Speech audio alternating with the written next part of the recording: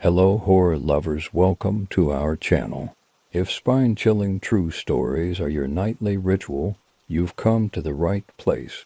Before we dive into tonight's terrifying tales, make sure to subscribe to our channel. It means a lot to me.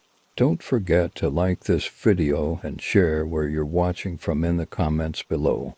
Your support helps us bring you the best in real horror storytelling.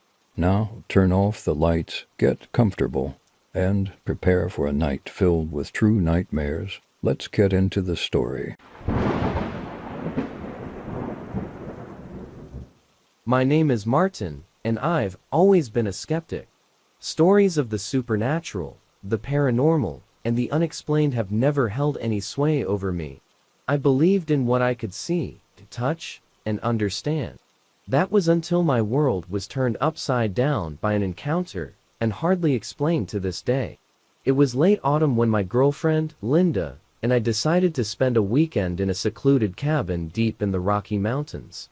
We both needed a break from our hectic city lives, and the promise of a quiet retreat in nature sounded perfect. The cabin belonged to Linda's uncle, a rugged outdoorsman who had built it himself many years ago. It was a charming, rustic place, nestled in a valley surrounded by towering pines and craggy peaks. We arrived on a Friday afternoon, just as the sun was beginning to set. The drive had been long and winding, but the sight of the cozy cabin and the crisp mountain air invigorated us. We unloaded our bags, lit a fire in the stone fireplace, and settled in for a relaxing evening. The first night was peaceful. We cooked dinner over the fire, played cards, and talked late into the night. The only sounds were the crackling of the fire and the occasional hoot of an owl in the distance. As we drifted off to sleep, I felt a sense of contentment that had been missing for a long time. The next day, we decided to explore the area around the cabin. We hiked through the forest, following a narrow trail that wound its way up the mountainside. The scenery was breathtaking, with golden leaves carpeting the ground and the crisp scent of pine in the air. We saw deer grazing in a meadow, and even spotted a family of foxes darting through the underbrush. As the afternoon wore on, the weather began to change. Dark clouds gathered on the horizon, and a chill wind picked up. We decided to head back to the cabin before the storm hit. By the time we arrived, the first drops of rain were falling, and the sky was a menacing shade of gray. We hurried inside, shaking off the cold and wet. Linda built up the fire while I rummaged through our supplies for something to eat. We spent the evening listening to the rain patter against the roof, and the wind howl through the trees. It was a little eerie, but also strangely comforting, cocooned in our warm cabin as the storm raged outside. It was sometime after midnight when I was jolted awake by a loud crash. I sat up, heart pounding, and listened. The wind had died down, and the rain had stopped, but there was another sound, something I couldn't quite identify. It was a low, guttural growling, punctuated by sharp, scratching noises. I shook Linda awake and told her what I had heard. We both listened, straining to hear over the crackling of the dying fire. The growling grew louder, more insistent, and was now accompanied by a heavy thudding, as if something was pounding on the walls of the cabin. Fear gripped me, but I forced myself to get up and investigate. I grabbed a flashlight and cautiously approached the window. Peering out into the darkness, I saw nothing but shadows and the faint outline of trees. "Maybe it's a bear," Linda whispered, her voice trembling. I nodded, though I wasn't convinced. I had heard bears before, and this sounded different, more menacing. I decided to check outside, hoping to scare off whatever it was. I grabbed a heavy flashlight and a fire poker, and slowly opened the front door. The cold air hit me like a slap, and I shivered as I stepped onto the porch. I shone the flashlight around, sweeping the beam across the clearing in front of the cabin. At first, I saw nothing, just the dark shapes of trees, and the glint of rain-soaked leaves. Then, something moved. It was a fleeting glimpse, but I saw it, a large, hunched figure slinking through the trees. It was covered in dark, matted fur, and its eyes glowed an unnatural yellow in the flashlight beam. I froze, unable to believe what I was seeing. The creature turned its head toward me and let out a bone-chilling howl. It was a sound that seemed to reverberate through my very bones, filling me with an overwhelming sense of dread. I backed away, slamming the door shut and bolting it. "What is it?" Linda asked, her eyes wide with fear. "I don't know," I said, my voice shaking. "But it's not a bear." We huddled together in the living room, keeping the fire stoked and listening to the growls and howls outside. The creature seemed to be circling the cabin, occasionally scratching at the walls and windows. We knew there was no way we could sleep, so we stayed up, clutching makeshift weapons and praying for morning. As the first light of dawn began to filter through the windows, the sounds outside finally ceased. Exhausted and terrified, we waited a little longer before daring to venture outside. The clearing was empty, but the ground was churned up with deep, clawed footprints, larger than any animal I knew of. We decided to cut our trip short and leave as soon as possible. We packed our things in a hurry, constantly glancing over our shoulders, expecting the creature to reappear at any moment. As we drove away from the cabin, I couldn't shake the feeling that we were being watched. When we finally reached the nearest town, we told our story to the local authorities. They listened politely, but seemed skeptical. They told us it was probably a bear or a mountain lion, but I knew what I had seen. Linda and I never returned to that cabin. The memory of that night still haunts us, and I find myself constantly questioning what we experienced. I've read about werewolves and other cryptids, but I never thought I would encounter something like that myself. I've become less of a skeptic since that night. There are things in this world that we can't explain, things that lurk in the shadows, waiting for the right moment to reveal themselves. And I'll never forget the night we came face to face with the unknown, and the howls in the night that still echo in my mind.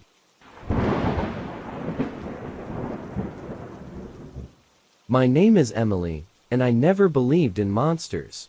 I thought they were simply the stuff of nightmares and campfire stories. That was until my solo road trip took a terrifying turn that left me questioning everything I knew about the world. It was the summer after my graduation, and I decided to take a long road trip across the country to clear my head and figure out my next steps. I wanted to experience the freedom of the open road, the thrill of adventure, and the beauty of the diverse landscapes that stretched from coast to coast. My route took me through vast deserts, lush forests, and towering mountain ranges, each more breathtaking than the last. I was driving through the rural backroads of Montana, enjoying the tranquility and solitude, when I noticed the sun beginning to set.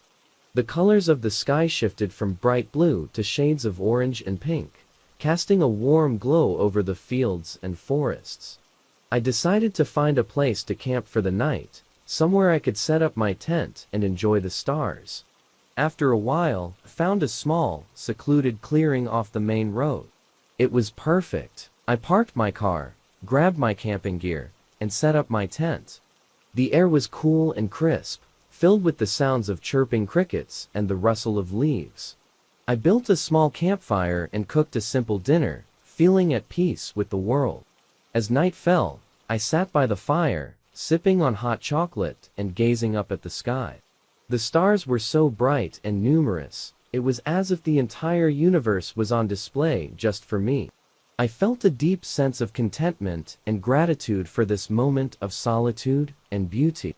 But as the fire began to die down, I started to feel a sense of unease. It was subtle at first, a prickling sensation at the back of my neck, like I was being watched. I brushed it off, telling myself it was just my imagination. After all, I was miles away from civilization, surrounded by nothing but nature. I decided to go to bed early, wanting to get a good night's sleep before continuing my journey the next day. I crawled into my tent, zipped up the entrance, and snuggled into my sleeping bag. The sounds of the night were comforting, and I soon drifted off to sleep. I don't know how long I had been asleep when I was suddenly awakened by a strange noise. It was a low, guttural growling, followed by a series of heavy footsteps. My heart started pounding in my chest as I listened, trying to make sense of what I was hearing. The footsteps grew closer, circling my tent. I held my breath, praying it was just a curious animal that would move on. But the growling grew louder, more menacing, and was now accompanied by scratching sounds, like claws raking against the fabric of my tent. Panic set in, and I grabbed my flashlight, shining it towards the source of the noise. The beam of light pierced the darkness, and for a moment, I saw a pair of glowing eyes staring back at me. They were yellow, predatory, and filled with an intelligence that sent a shiver down my spine. I knew I couldn't stay in the tent. Whatever was out there was too close, too dangerous. I needed to get to my car, but the thought of leaving the relative safety of the tent was terrifying. I took a deep breath, steeling myself for what I had to do. With a burst of adrenaline, I unzipped the tent and bolted for my car. I could hear the creature's growl behind me, followed by the sound of it crashing through the underbrush. My heart was racing, and my legs felt like they were made of lead, but I didn't stop until I reached the car. I fumbled with my keys, finally managing to unlock the door and scramble inside. I slammed the door shut and locked it, my hands trembling. The creature was now right outside the car, its glowing eyes fixed on me. It was massive, covered in dark, matted fur, with long, sharp claws, and a snout filled with razor-sharp teeth. I started the car and threw it into reverse, tearing out of the clearing as fast as I could. The creature gave chase, its growls echoing in the night, but I managed to lose it after a few harrowing minutes of driving. My heart was still pounding as I sped down the empty road, trying to put as much distance between myself and that nightmare as possible. I drove through the night, unable to stop, too afraid that the creature might somehow find me again. It wasn't until dawn that I finally pulled into a small town, exhausted and shaken.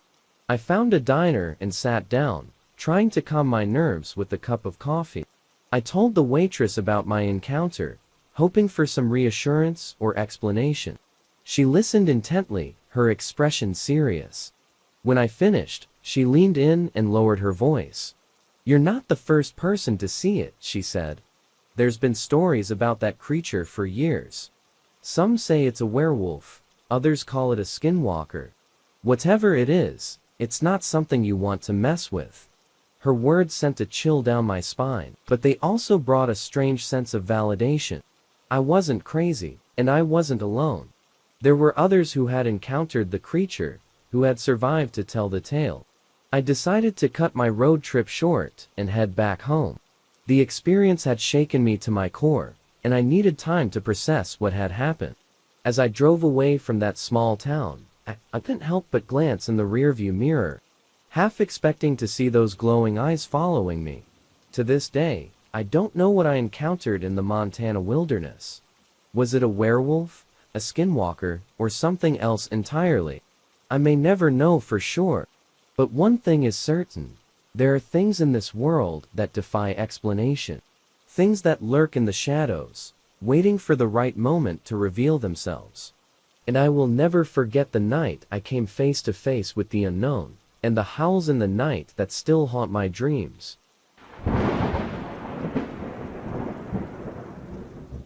My name is Jake, and I never believed in curses. Superstitions, old wives' tales, and ghost stories were just that, stories. I prided myself on being a rational, level-headed person. But a recent trip to Black Hollow, a small town in the middle of nowhere, changed everything I thought I knew about reality. It all started when my friend Brian suggested we go on a hiking trip. Brian was an avid outdoorsman, always looking for the next great adventure. He had heard about Black Hollow from a coworker who mentioned it was a perfect spot for hiking and camping, with trails that wound through dense forests and picturesque valleys. We packed our gear and set out early one Friday morning. The drive took us through rolling hills and thick woods, far away from the hustle and bustle of city life. As we approached Black Hollow, the landscape became more rugged, with steep cliffs and dark, shadowy forests that seemed to close in around us. We arrived in the town just before noon. It was a quaint, sleepy place, with a few old buildings, a general store, and a small diner. The people we met were friendly enough, though there was an air of caution about them, as if they were wary of strangers. We stopped at the diner for lunch and struck up a conversation with the waitress, an older woman named Martha. When we mentioned our plans to hike in the area, she gave us a strange look. "You boys be careful out there," she said, her voice low and serious. "There's been talk of strange things happening in those woods. People disappearing, hearing things at night. Some say the place is cursed." Brian and I exchanged amused glances, but we thanked her for the warning and assured her we'd be careful. We finished our meal and headed out, eager to start our adventure. We drove a few miles out of town to the trailhead and parked the car. The trail was well marked and seemed well maintained, winding its way through the thick forest. The air was cool and crisp, filled with the scent of pine and earth. We strapped on our backpacks and set off, feeling the thrill of adventure coursing through us. The first few hours were uneventful. We hiked through the woods, admiring the scenery and chatting about our plans for the weekend. The trail led us to a beautiful clearing with a small, sparkling lake surrounded by towering trees. We decided to set up camp there, pitching our tent and gathering firewood. As evening approached, we built a fire and cooked dinner, enjoying the peace and quiet of the wilderness. The sun set, casting long shadows across the clearing, and the stars began to twinkle in the darkening sky. It was a perfect night, or so we thought. Around midnight, we were startled awake by a strange noise. It was a low, mournful wailing, echoing through the forest. Brian and I looked at each other, both wide-eyed and alert. "Did you hear that?" I whispered. "Yeah," Brian replied, his voice tense. "What do you think it is?" "I don't know," I said, trying to keep my voice steady. "Maybe an animal?" We listened intently, but the wailing continued, growing louder and more insistent. It seemed to be coming from deep within the woods, drawing closer with each passing minute. "We should check it out," Brian said, grabbing his flashlight. "Are you crazy?" I protested. "What if it's something dangerous?" "We can't just sit here and do nothing," he argued. "Come on, let's at least see what it is." Reluctantly, I agreed. We grabbed our flashlights and ventured into the forest, following the eerie sound. The darkness was thick and oppressive, and the beam of my flashlight seemed feeble against the shadows. My heart pounded in my chest as we made our way deeper into the woods. The wailing grew louder, more anguished, until we finally reached a small, overgrown clearing. In the center stood an old, dilapidated cabin, its windows dark and broken. The wailing seemed to be coming from inside. Brian and I exchanged nervous glances, then cautiously approached the cabin. The door creaked open with a touch, revealing a dark, musty interior. We shone our flashlights around, revealing rotting furniture and walls covered in strange, faded symbols. "Hello?" Brian called out, his voice echoing in the stillness. There was no response, only the continued wailing, now sounding more like a chorus of voices rather than a single one. It was as if the very walls of the cabin were crying out in sorrow and pain. "Let's get out of here," I said, my voice trembling. "This place is giving me the creeps." But before we could leave, the door slammed shut behind us, and the temperature in the room plummeted. Our breath came out in visible puffs, and the wailing intensified, filling the cabin with an almost unbearable cacophony. "We need to get out now," Brian shouted, pushing against the door. But it wouldn't budge, as if some unseen force was holding it shut. Panic set in, and I frantically looked around for another way out. My flashlight beam fell on a small, dusty mirror hanging on the wall. As I stared at it, the surface began to ripple, and a figure appeared within the glass.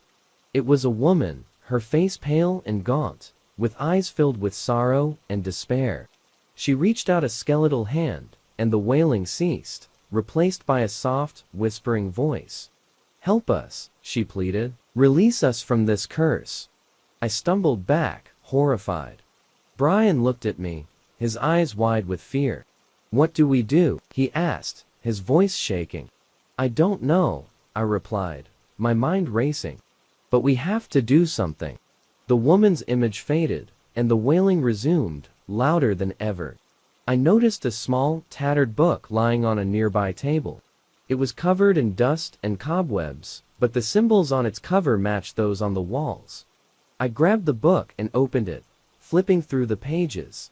It was filled with strange incantations and rituals, written in a language I couldn't understand. But there was one passage that seemed to stand out, written in a shaky hand. "To break the curse. The blood of the living must be offered, and the spirits will be set free."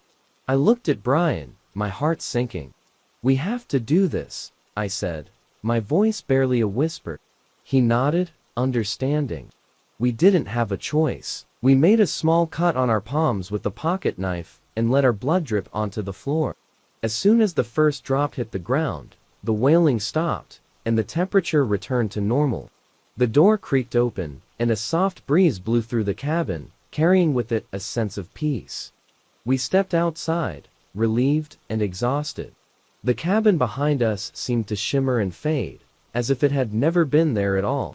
We made our way back to our campsite in silence, too shaken to speak. The rest of the night was uneventful, but neither of us could sleep, haunted by the memories of what had happened. The next morning, we packed up and left Black Hollow, vowing never to return. We stopped at the diner on our way out of town, and Martha gave us a knowing look.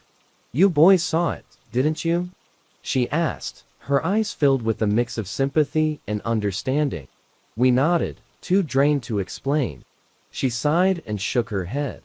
"That place has been cursed for generations. You did a good thing, setting those spirits free. But be careful, there are other places like that out there, places where the past refuses to rest." We left the diner and drove away, the weight of her words hanging over us. The experience had changed us, making us more aware of the unseen forces that lurk in the shadows of our world. To this day, I still don't understand what happened in Black Hollow, or what kind of curse we encountered. But one thing is certain, there are things out there that defy explanation, things that exist beyond the realm of the rational and the known. And I will never forget the night we broke the curse of Black Hollow, and the wailing that still echoes in my mind.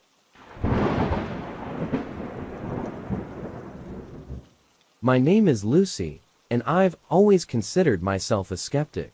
I don't believe in ghosts, cryptids, or any of those supernatural phenomena you see on late-night TV. Or at least, I did until I encountered something that shook my worldview to its core. This is the story of my encounter with the beast of Bray Road. It was a chilly October evening, and I was driving back to my apartment in Elkhorn, Wisconsin, after visiting my parents. They live in a small town about an hour away, and the drive is usually uneventful. A straight shot along rural highways and winding country roads. That night, however, I decided to take a different route, one that would cut my travel time by a few minutes. This detour took me down Bray Road, a stretch of road infamous in local legend for sightings of a strange creature. I had heard the stories growing up. People claimed to have seen a werewolf-like creature roaming the fields and woods near Bray Road. But I always dismissed it as just another urban legend. As I drove down the dark, narrow road, I couldn't help but chuckle at the absurdity of it all. Little did I know, I was about to become part of the legend myself. The road was poorly lit, with only the occasional flicker of a farmhouse light breaking the darkness. The trees on either side seemed to close in, their branches forming a tunnel of shadows. I kept my eyes on the road, my mind wandering, as the radio played softly in the background. Suddenly, I saw something move out of the corner of my eye. At first, I thought it was a deer. Wisconsin is full of them, and it's not uncommon to see them darting across the road at night. But as I got closer, I realized this was no deer. It was larger, much larger, and it moved with a strange, almost deliberate gait. I slowed down, trying to get a better look. The creature was standing by the side of the road, partially hidden by the trees. It was covered in dark, shaggy fur, and stood on two legs, like a human. Its eyes glowed a haunting yellow in the headlights, and I could see its breath misting in the cold air. My heart pounded in my chest as I took in the sight. This was no animal I had ever seen before. I stopped the car, my curiosity getting the better of me. I know it sounds foolish now, but in that moment, I had to know what I was looking at. I rolled down my window, the cold night air rushing in. The creature turned its head towards me, its eyes locking onto mine. For a moment, neither of us moved. Then, with a speed and agility that belied its size, the creature bounded across the road and disappeared into the woods on the other side. I sat there, stunned, my mind struggling to process what I had just seen. After a few minutes, I gathered my wits and drove on, my hands shaking on the steering wheel. When I got home, I couldn't shake the image of the creature from my mind. I did some research online, looking up everything I could find about the beast of Bray Road. The stories were eerily similar to my own experience, descriptions of a large, bipedal creature with glowing eyes and a menacing presence. I decided to reach out to a local expert, a man named Mike, who had dedicated years to investigating sightings of the beast. I found his contact information on a website dedicated to cryptid research and sent him an email detailing my encounter. To my surprise, he responded almost immediately, asking if we could meet in person to discuss what I had seen. We arranged to meet at a diner in town the next day. Mike was a middle-aged man with a grizzled beard and an intense gaze. He listened intently as I recounted my story, nodding thoughtfully. "You're not the first to see it," he said, when I finished. "There have been reports of this creature for decades, but the descriptions are always the same. Large, covered in fur, glowing eyes. Some say it's a werewolf, others think it's a kind of cryptid. Whatever it is, it's real, and it's out there. Do you think it's dangerous?" I asked, my mind racing with the implications of what he was saying. Mike shrugged. "There have been no reports of it attacking anyone, but that doesn't mean it's not dangerous. It's a wild creature, and we don't know what it's capable of. The best thing you can do is stay away from Bray Road, especially at night." I thanked him for his time and left the diner, my thoughts a jumbled mess. I couldn't believe that something so incredible, so terrifying, could be real. And yet, I had seen it with my own eyes. Over the next few weeks, I found myself drawn back to Bray Road. I knew it was risky, but I couldn't shake the feeling that I needed to know more. I started driving by the area at night, hoping to catch another glimpse of the creature. Each time, I felt a mix of fear and excitement, my heart pounding in my chest as I scanned the darkness for any sign of movement. One night, about a month after my initial encounter, I got more than I bargained for. I was driving slowly down Bray Road, my eyes darting back and forth, when I saw it again. The creature was standing in the middle of the road this time, its eyes glowing in the headlights. I stopped the car, my hands gripping the steering wheel. This time, the creature didn't run. It stood there, staring at me, its breath visible in the cold night air. I could see it more clearly now, the details of its form etched into my memory. It was massive, easily over 7 feet tall, with long, muscular limbs and a hunched posture. Its fur was matted and dark, almost blending into the night. I felt a chill run down my spine as it began to move towards the car. Panic set in, and I fumbled for my phone, trying to take a picture. But my hands were shaking too much, and I dropped it onto the floor. The creature reached the edge of the headlights, and for a moment, I thought it was going to attack. But instead, it simply stood there, staring at me with those haunting yellow eyes. I could feel its presence, a mix of curiosity and something else, something darker. I held my breath, my heart hammering in my chest, and then, just as suddenly as it had appeared, the creature turned and disappeared into the woods. I sat there for what felt like hours, my mind reeling. What was this thing? Why had it come so close to me? And why did it feel like it was trying to communicate, to tell me something? I decided I couldn't keep this to myself any longer. I contacted Mike again and told him what had happened. He was just as baffled as I was, but encouraged me to keep documenting my experiences. He believed that the more we could learn about the creature, the better our chances of understanding it. Over the next few months, I continued my nightly drives, each time hoping for another encounter. I set up cameras along Bray Road, hoping to capture evidence of the creature, but it was elusive, always staying just out of sight, a shadow in the darkness. One night, as I was reviewing the footage from my cameras, I saw something that made my blood run cold. There, in the grainy, night vision footage, was the creature. It was standing at the edge of the road, watching the camera with those glowing yellow eyes. But what really scared me was what it did next. It raised its head and howled, a long, mournful sound that seemed to pierce through the night. And then, as if sensing my presence, it turned and looked directly at the camera, its eyes burning into the lens. I could feel its gaze, even through the screen, and I knew that it was aware of me, that it was watching me just as I was watching it. I haven't been back to Bray Road since that night. I still think about the creature, about the beast of Bray Road, and what it could mean. Is it a lost species, a remnant of a time long past? Or is it something more supernatural, being that defies explanation? I don't have the answers, and I'm not sure I ever will. But one thing is certain, the beast of Bray Road is real, and it's out there, watching and waiting.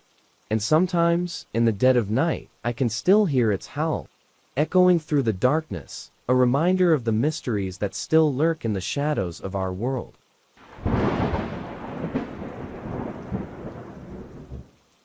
My name is Jordan, and I live in a small town nestled in the Appalachian Mountains. It's a quiet place, surrounded by dense forests and rolling hills. The kind of town where everyone knows everyone, and the biggest news usually involves a local bake sale or a new baby being born. But last winter, something happened that shook our peaceful community to its core, and left us all questioning the safety of our once tranquil home. I work as a park ranger, a job I love because it allows me to spend my days in the great outdoors.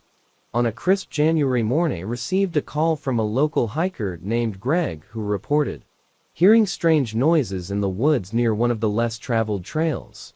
He described it as a series of low, guttural growls and eerie howls that echoed through the trees, unlike anything he had ever heard before. Given the time of year, it wasn't unusual for animals to be more active, but the way Greg described the sounds made me uneasy. He was an experienced hiker and knew the local wildlife well. If he was alarmed, there was likely something worth investigating. I grabbed my gear and headed out to the trail. The air was frigid, and a light dusting of snow covered the ground, muffling my footsteps as I made my way deeper into the forest. The trees stood tall and silent, their bare branches creating a skeletal canopy above. After about an hour of hiking, I reached the area where Greg had reported hearing the noises. At first, everything seemed normal. I could hear the distant call of birds and the rustle of small animals in the underbrush. But as I ventured further, a heavy silence settled over the woods. It was as if the forest itself was holding its breath. Then, I heard a low, rumbling growl that sent a shiver down my spine. I stopped in my tracks, my heart pounding in my chest. The growl came again, followed by a series of howls that seemed to come from all directions. I scanned the area, my eyes searching for any sign of movement, but the forest remained still. I decided to radio back to the ranger station, letting them know what I had heard and my location. As I spoke into the radio, the howls grew louder, more insistent. It felt like whatever was making the noise was closing in on me. I finished my transmission and cautiously moved forward, my hand resting on the handle of my flashlight. The growls and howls continued, a cacophony of sound that seemed to reverberate through the very trees. Suddenly, a large figure burst out of the underbrush to my left. It was moving so fast that I barely had time to react. I caught a glimpse of dark fur and glowing eyes before it disappeared into the trees again. My heart raced as I tried to process what I had just seen. It was unlike any animal I had ever encountered, large, muscular, and undeniably predatory. I decided it was time to head back to the station. Whatever this creature was, it was too dangerous to confront alone. As I retraced my steps, I kept my senses on high alert, expecting the creature to reappear at any moment. But the forest remained eerily silent, the only sound my own ragged breathing. When I reached the safety of the ranger station, I immediately reported the incident to my supervisor, Carol. She listened intently, her expression growing more serious with each detail I shared. "We need to investigate this further," she said. "I'll gather a team, and we'll head out tomorrow morning." That night, I had trouble sleeping. Every time I closed my eyes, I saw the creature's glowing eyes staring back at me. I couldn't shake the feeling that we were dealing with something far more dangerous than a rogue bear or wolf. The next morning, our team of 4 rangers set out for the trail. We were armed with tranquilizer guns and equipped with radios and flashlights. Carol led the way, her face set with determination. As we hiked, we shared theories about what the creature could be, but none of us had a definitive answer. When we reached the area where I had encountered the creature, we spread out, moving cautiously through the trees. The howl started again, echoing through the forest. This time, they were accompanied by a series of loud crashes, as if something large was moving through the underbrush with alarming speed. "Over here," Carol shouted, pointing towards a dense thicket. We converged on the spot, our tranquilizer guns at the ready. The growls grew louder, more aggressive, and then we saw a creature burst out of the thicket, standing on its hind legs. It was massive, easily over 7 feet tall, with dark, matted fur and piercing yellow eyes. Its mouth was open in a snarl, revealing sharp, glistening teeth. We fired our tranquilizer darts, and the creature roared in pain before collapsing to the ground. We approached cautiously, ensuring it was fully sedated before we got too close. Up close, the creature was even more terrifying. Its limbs were long and muscular, and its claws looked like they could easily tear through flesh. Carol examined it closely, her brow furrowed in thought. This isn't like anything I've ever seen," she said quietly. "It's almost like a cross between a wolf and a bear, but there's something else. Something almost human about it." We carefully loaded the creature onto a stretcher and transported it back to the ranger station, where we secured it in a reinforced holding cell. Over the next few days, we contacted experts in wildlife biology, cryptozoology, and even folklore, trying to identify what we had captured. The experts were just as baffled as we were. Some speculated that it could be a previously unknown species, while others believed it might be a cryptid, a creature of legend that had somehow slipped through the cracks of scientific discovery. A local Native American elder even suggested it could be a skinwalker, a shapeshifter from ancient folklore. As we conducted our research, the creature remained sedated, but its presence cast a shadow over the entire town. People were frightened, and rumors spread like wildfire. Some claimed to have seen other creatures in the woods, while others reported hearing the same eerie howls at night. Despite our best efforts, we couldn't keep the creature's existence a secret for long. News outlets got wind of the story, and soon, reporters and curiosity seekers flooded into town. The once quiet community became a hub of activity, with everyone eager to catch a glimpse of the mysterious beast. Amidst the chaos, Carol and I continued our research, determined to uncover the truth. One evening, as we were going through old records and folklore, we stumbled upon a chilling discovery. There had been similar sightings in the area dating back over a century, all describing a large, wolf-like creature with glowing eyes. The reports were sporadic, occurring every few decades, but they all had one thing in common. The creature always appeared during the coldest months of winter. It was as if it were following some kind of cycle, emerging from the depths of the forest when the conditions were just right. As we delved deeper, we found references to an ancient curse placed upon the land by a long-forgotten tribe. According to legend, a powerful shaman had summoned a guardian spirit to protect the forest, but something had gone wrong. The spirit had become corrupted, transforming into a monstrous beast that roamed the woods, seeking vengeance on any who dared to trespass. We shared our findings with the experts, who were skeptical but intrigued. It was a wild theory, but it was the best explanation we had. We decided to keep the creature sedated and under observation, hoping to learn more about its origins and behavior. Days turned into weeks, and the creature remained a source of fascination and fear. The howls continued to echo through the hills, a haunting reminder that there was still much we didn't understand. People in town started taking precautions, avoiding the woods and locking their doors at night. Despite the fear, there was also a sense of awe. We were witnessing something extraordinary, a glimpse into a world that had remained hidden for so long. The creature, whether a product of legend or evolution, was a testament to the mysteries that still existed in our world. As winter turned to spring, the howls gradually faded, and the forest seemed to return to its peaceful state. We continued our research, determined to uncover the truth about the beast of the Appalachian Hills. But even as the days grew warmer and the snow melted away, I couldn't shake the feeling that the creature was still out there, watching and waiting.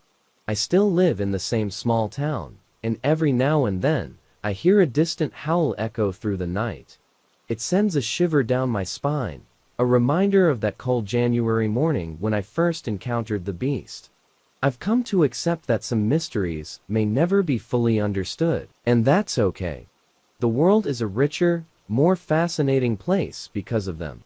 And so, the legend of the beast of the Appalachian Hills lives on, tale passed down through generations. A story that will continue to be told as long as there are those who dare to venture into the dark, unknown depths of the forest.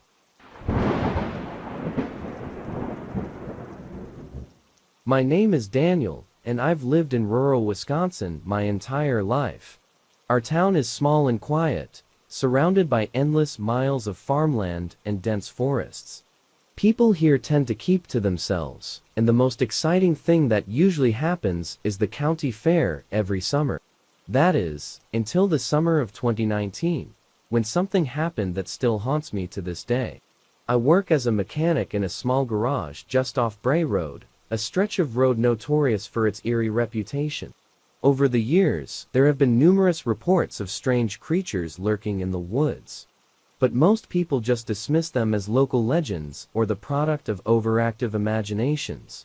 I never paid much attention to the stories until I had my own encounter with the beast. It was a hot, muggy evening in July. I had just finished a long shift at the garage and was heading home. The sun had dipped below the horizon, casting the landscape in an eerie twilight glow. As I drove down Bray Road, I noticed a figure standing by the side of the road, illuminated by my headlights. At first, I thought it was a deer or maybe a lost dog, but as I got closer, I realized it was something else entirely. The creature was massive, standing on two legs like a human, but covered in thick, dark fur. Its eyes glowed with an unnatural light, and its mouth was open in a snarl, revealing sharp, glistening teeth. I slammed on the brakes, my heart pounding in my chest. The creature stood there for a moment, staring at me with those terrifying eyes. And then it turned and disappeared into the woods with incredible speed. I sat in my car, shaking, trying to process what I had just seen. It couldn't have been a bear or any other animal I knew. It was something else, something that didn't belong in our world. I debated whether to report the sighting, but decided against it. Who would believe me anyway? For the next few weeks, I couldn't shake the image of the creature from my mind. I started having nightmares, waking up in a cold sweat with the sound of its growls echoing in my ears. I became paranoid, constantly looking over my shoulder, expecting the beast to appear at any moment. One evening, as I was closing up the garage, heard a commotion outside. The hairs on the back of my neck stood up as I stepped out into the parking lot. There, in the dim light, I saw a group of teenagers, their faces pale with fear. They told me they had been out on Bray Road, trying to spot the beast, when they saw something chasing their car. They described the same creature I had seen, tall, covered in fur, with glowing eyes and sharp teeth. This time, I wouldn't ignore it. I decided to gather a group of locals to investigate the sightings. We met at the garage the next night, armed with flashlights, cameras, and a couple of rifles, just in case. There were 6 of us in total. Me, my friend Mike, his brother Tom, a local farmer named Ed, and 2 of the teenagers who had seen the beast. We headed out to Bray Road, our nerves on edge. The night was eerily quiet, the only sounds the chirping of crickets and the occasional rustle of leaves in the wind. As we walked along the road, I felt a growing sense of unease, like we were being watched. We split into 2 groups, with 3 of us taking one side of the road and the others taking the opposite side. Mike and I moved cautiously through the underbrush, our flashlights cutting through the darkness. Suddenly, we heard a low growl, followed by the sound of something large moving through the trees. I froze, my heart racing. Mike whispered for us to stay quiet and move slowly. We crept forward, the growls growing louder and more menacing. And then we saw a beast was standing in a clearing, its eyes glowing in the darkness. It was even more terrifying up close, its fur matted and its muscles rippling beneath its skin. Mike raised his rifle, but I grabbed his arm. "Wait," I whispered. "We need to get proof. Use the camera." He nodded, lowering the rifle and pulling out his phone. He snapped a few pictures, but the flash caught the beast's attention. It turned towards us, its eyes narrowing. It let out a deafening roar and charged. We stumbled back, panic taking over. Mike fired a shot, but it missed. The beast was almost upon us when Ed appeared, firing his rifle and hitting it in the shoulder. The beast let out a pained howl and retreated into the woods. We stood there, panting, trying to catch our breath. "We need to get out of," Mark said, his voice trembling. We regrouped with the others and made our way back to the garage, our nerves frayed. Over the next few days, we examined the photos Mike had taken. They were blurry, but they clearly showed the outline of the creature. We decided to share our findings with the local authorities and the media, hoping to get more eyes on the situation and find out what we were dealing with. The story spread quickly, attracting attention from cryptozoologists and paranormal investigators. Some believed it was a werewolf, while others thought it might be a misidentified bear or wolf. A few even suggested it could be a skinwalker, a shapeshifter from Native American folklore. Despite the media frenzy, sightings of the beast continued. More people came forward with their own encounters, describing the same terrifying creature. The local authorities increased patrols in the area, but they never managed to capture or even see the beast. One night, a few weeks after our initial encounter, I was driving home from the garage when I saw the beast again. It was standing in the middle of Bray Road, its eyes glowing in the darkness. I slowed down, my hands gripping the steering wheel. The creature stared at me for a moment, then turned and disappeared into the woods. I haven't seen the beast since that night, but I know it's still out there. The sightings have become less frequent, but the fear remains. People in our town are more cautious now, avoiding Bray Road after dark and keeping their doors locked at night. I've come to accept that there are things in this world we may never fully understand. The beast of Bray Road is one of those mysteries, a creature that defies explanation and continues to haunt our community. I've learned to live with the fear, knowing that the woods hold secrets we may never uncover. And so, life goes on in our small town. The stories of the beast are still told, passed down through generations. A chilling reminder of the unknown lurking just beyond the edge of the forest. As for me, I'll never forget that hot July evening when I first encountered the beast. It changed my life forever, a constant reminder that there are things in this world that defy explanation, and leave us questioning the safety of our once peaceful home.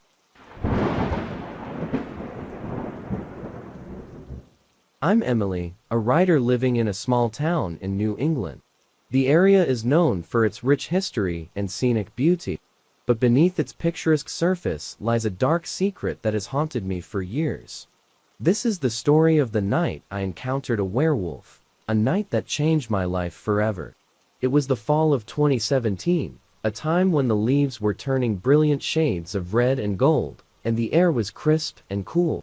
I had moved to this quaint town to find inspiration for my next novel, hoping that the tranquility would help me overcome my writer's block. Little did I know, I would find more inspiration than I had ever bargained for. I rented a small cottage on the outskirts of town, nestled against a dense forest. The locals were friendly but reserved, and there were whispers of strange occurrences in the area. I dismissed the stories as mere folklore, the kind of tales that small towns are known for. But soon, I would learn that there was more truth to those whispers than I could have ever imagined. One night, during a full moon, I decided to take a walk in the forest. The moonlight filtered through the trees, casting eerie shadows on the ground. There was something almost magical about the night, and I felt an inexplicable urge to explore. I grabbed my flashlight and set off down the narrow path that led into the woods. As I walked, I felt a growing sense of unease. The forest was unusually silent, and the only sound was the crunching of leaves under my feet. I tried to shake off the feeling, telling myself that it was just my imagination playing tricks on me. But then, heard a low, guttural growl coming from the darkness.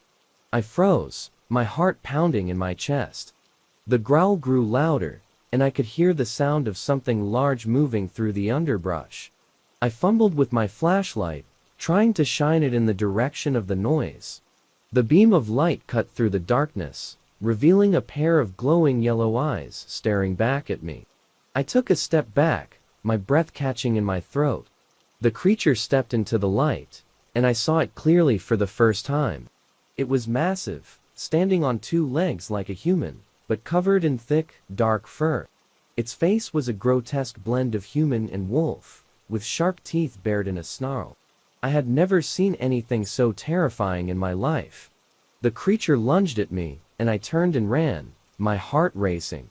I could hear it chasing me, its heavy footsteps thundering behind me. I ran faster than I ever thought possible, my only thought to get back to the safety of my cottage. I burst through the door, slamming it shut behind me and locking it. I leaned against the door, panting, trying to catch my breath. For the next few hours, I sat in the dark, listening to the sounds of the creature outside. It growled and scratched at the door, but eventually, it gave up and disappeared into the night. I didn't sleep at all that night, too afraid that it would come back. The next morning, I ventured outside, hoping to find some evidence of what I had seen. There were deep scratches on the door and large paw prints in the dirt, but that was all. I couldn't believe what had happened, and I knew that no one would believe me if I told them. I decided to do some research, hoping to find some explanation for the creature I had seen. I spent hours in the local library, poring over old books and newspaper articles. I learned that there had been sightings of a similar creature in the area for decades, always during a full moon. The locals called it the moon beast, and there were countless stories of people who had encountered it. The more I read, the more convinced I became that the creature I had seen was a werewolf. I didn't know how it was possible, but the evidence was too strong to ignore. I also learned that the werewolf was said to be cursed, a human transformed into a beast by the light of the full moon. I couldn't get the image of the creature out of my mind, and I knew that I had to find a way to break the curse. I continued my research, hoping to find some clue that would help me. I learned that the curse could only be broken by a specific ritual, performed during the full moon. The ritual required several rare ingredients, which I set out to find. Over the next few weeks, I gathered the ingredients, traveling to nearby towns and searching through old shops and markets. I was determined to break the curse, to free the person trapped inside the beast. As the next full moon approached, I prepared for the ritual, hoping that I would be able to succeed. The night of the full moon, I went back into the forest, to the place where I had first encountered the werewolf. I set up the ritual, arranging the ingredients in a circle and lighting candles around the perimeter. I waited, my heart pounding, hoping that the werewolf would appear. As the moon rose higher in the sky, I heard the familiar growl, and the creature stepped into the clearing. It looked at me with those glowing yellow eyes, and I could see a flicker of recognition. I began the ritual, reciting the ancient words and sprinkling the ingredients into the circle. The werewolf growled and snarled, but it didn't attack. It seemed almost mesmerized by the ritual, watching me intently. As I finished the final incantation, there was a blinding flash of light, and the werewolf let out a howl of pain. The light faded, and the creature collapsed to the ground, writhing in agony. I watched in awe as the werewolf began to transform. Its fur receded, and its body shrank, morphing back into a human form. When the transformation was complete, a man lay on the ground, unconscious but alive. I approached him cautiously, unsure of what to expect. He stirred, opening his eyes and looking up at me. "Thank you," he whispered, his voice weak. "You broke the curse." His name was Jack, and he told me his story. He had been cursed many years ago, transformed into a werewolf by a vengeful witch.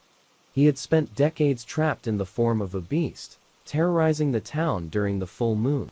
He had lost all hope of ever being free, until I came along. Jack and I became friends, and he helped me with my writing, sharing his incredible story with me. The townspeople were shocked when they learned the truth, but they were also relieved that the terror of the moon beast was finally over. I wrote a book about my experience, and it became a bestseller. People were fascinated by the story of the cursed werewolf and the brave writer who broke the curse. But for me, it was more than just a story. It was a life-changing experience that taught me the power of determination and the importance of never giving up hope. Jack eventually moved away, wanting to start a new life free from the memories of his cursed existence. We kept in touch, and I was happy to see him finally finding peace and happiness.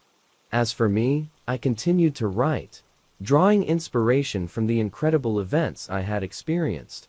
To this day, I still think about that fateful night in the forest, the night I encountered the werewolf and broke the curse. It was a night that changed my life forever, a reminder that there are mysteries in this world that we may never fully understand. But sometimes, if we're brave enough to face our fears, we can uncover the truth and find the strength to overcome even the darkest of curses.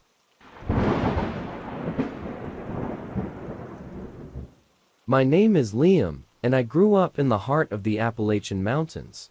The rugged terrain, dense forests, and secluded communities made for an interesting childhood filled with adventure and folklore. But there was one tale that always sent shivers down my spine, a story of werewolves that had been passed down through generations. Little did I know, I would come face to face with that terror one fateful night. I was in my late 20s when I decided to return to my hometown after spending years away for college and work. The familiarity of the mountains was comforting, and I looked forward to reconnecting with old friends and family. One of my closest friends, Mason, had stayed behind and now worked as a park ranger. He knew the mountains better than anyone, and we often went hiking together, exploring areas that few had ever seen. It was during one of these hikes that Mason and I stumbled upon something strange. We had ventured deep into the forest, far off the beaten path, when we found an old, abandoned cabin.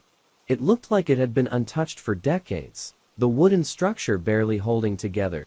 Curiosity got the better of us, and we decided to investigate. Inside the cabin, we found remnants of a life-long forgotten rusty tools, faded photographs, and tattered furniture. But what caught our attention was a journal we found hidden under a loose floorboard. The pages were yellowed with age, and the writing was barely legible. As we read through the journal, we discovered that it belonged to a man named Samuel, who had lived in the cabin over a century ago. Samuel's entries detailed his encounters with the creature he described as a man-wolf, a beast that terrorized the area during the full moon. According to Samuel, the werewolf was responsible for the disappearance of livestock and several mysterious deaths. He had devoted his life to hunting the creature, determined to put an end to its reign of terror. Mason and I were fascinated by the journal, but we dismissed it as a product of Samuel's imagination, or the ramblings of a man driven mad by isolation. We left the cabin, our minds filled with the eerie stories we had read. Little did we know, Samuel's journal was not just a collection of wild tales, it was a warning. A few weeks later, Mason and I planned a camping trip to celebrate my return. We chose a remote spot deep in the mountains, a place where we could truly disconnect from the world. We set up our camp, built a fire, and settled in for the night, sharing stories and reminiscing about old times. As the night wore on, the full moon rose high in the sky, casting an eerie glow over the forest. The air grew colder, and a strange sense of unease settled over me. I couldn't shake the feeling that we were being watched. I glanced at Mason, who seemed to be feeling the same unease. Suddenly, we heard a rustling in the bushes nearby. Mason grabbed his flashlight and shone it in the direction of the noise, but we saw nothing. The rustling grew louder, and then we heard a low, guttural growl that sent chills down my spine. We stood up, our eyes scanning the darkness, trying to see what was out there. Without warning, a large, dark shape lunged at us from the shadows. Mason and I barely had time to react as the creature knocked us to the ground. I scrambled to my feet, grabbing a stick to defend myself. In the light of the fire, I saw the creature clearly a massive, wolf-like beast. Standing on two legs, its eyes glowing with a menacing yellow light. The werewolf growled, baring its sharp teeth, and I knew we were in serious trouble. Mason grabbed his hunting knife, and we stood back to back, trying to fend off the creature. The werewolf was incredibly strong and fast, and it seemed to be toying with us, swiping at us with its claws and forcing us to retreat closer to the fire. Desperation fueled our actions as we fought for our lives. Mason managed to land a blow on the creature's arm, causing it to howl in pain. But it only seemed to enrage the beast further. It lunged at Mason, knocking the knife from his hand and pinning him to the ground. I could see the fear in Mason's eyes as he struggled against the werewolf's grip. In a moment of pure adrenaline, I grabbed a burning log from the fire and swung it at the werewolf. The creature howled as the flames licked at its fur, and it released Mason, turning its attention to me. I swung the log again, hitting the werewolf in the face. The beast staggered back, its eyes filled with fury. Mason scrambled to his feet, grabbing the knife again. Together, we fought off the werewolf, using the fire to keep it at bay. After what felt like an eternity, the creature finally retreated into the darkness, its growls echoing through the forest. We stood there, panting and shaking, trying to process what had just happened. We knew we couldn't stay there, so we quickly packed up our gear and made our way back to civilization. The hike back was a blur, our minds racing with fear and confusion. We didn't speak much, both of us too shaken by the encounter to find the right words. When we finally reached the safety of Mason's ranger station, we sat down and tried to make sense of what we had experienced. The reality of the werewolf seemed impossible to accept, but the evidence was undeniable. We decided to keep the encounter to ourselves, knowing that no one would believe us and fearing that speaking about it might somehow summon the creature again. Over the next few months, I couldn't stop thinking about the werewolf. I delved into the history of the area, researching any accounts of similar encounters. I found several reports of strange disappearances and attacks that matched the descriptions in Samuel's journal. It became clear that the werewolf was real, and it had been terrorizing the mountains for generations.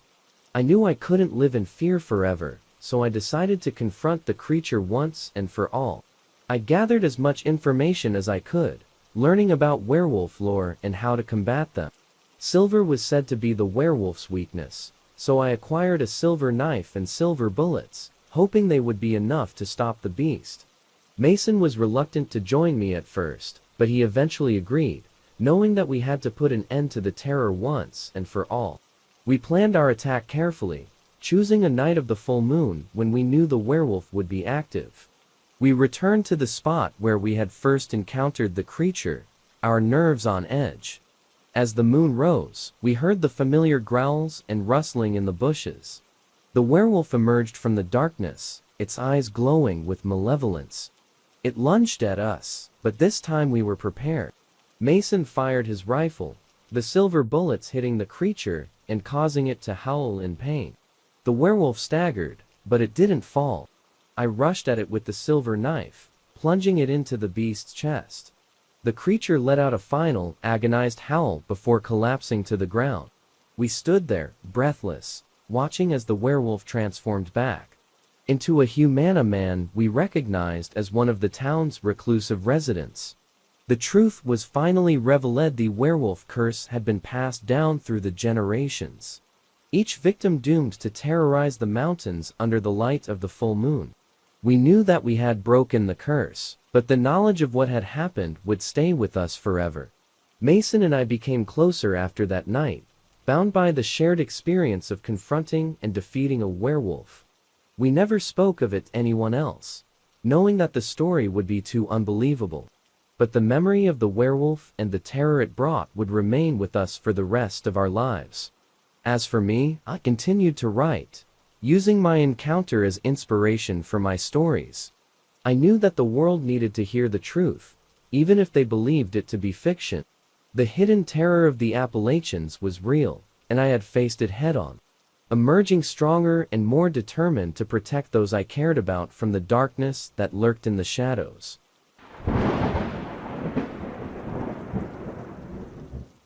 My name is Daniel, and I am a wildlife photographer. For years, I have traveled the world, capturing the beauty and mystery of nature through my lens. My work had taken me to some of the most remote and untamed places on Earth. But nothing could have prepared me for the dark secrets hidden within the Black Forest of Germany. The Black Forest, or Schwarzwald as the locals called it, was a place of breathtaking beauty and ancient legends. The dense, dark woods were said to be haunted by all manner of creatures, from mischievous spirits to fearsome beasts. But one legend stood out above the rest, a tale of a monstrous creature that roamed the forest under the cover of darkness. The locals called it the Schwarzwald Bestie, or the Beast of the Black Forest. Intrigued by the stories, I decided to embark on a journey to uncover the truth behind the legend. Armed with my camera and a sense of adventure, I set off for the small village of Freudenstadt, which lay at the edge of the forest. The villagers were wary of outsiders, and their eyes followed me with suspicion as I made my way to the local inn. The innkeeper, a middle-aged woman named Frau Muller, greeted me with a mix of curiosity and caution.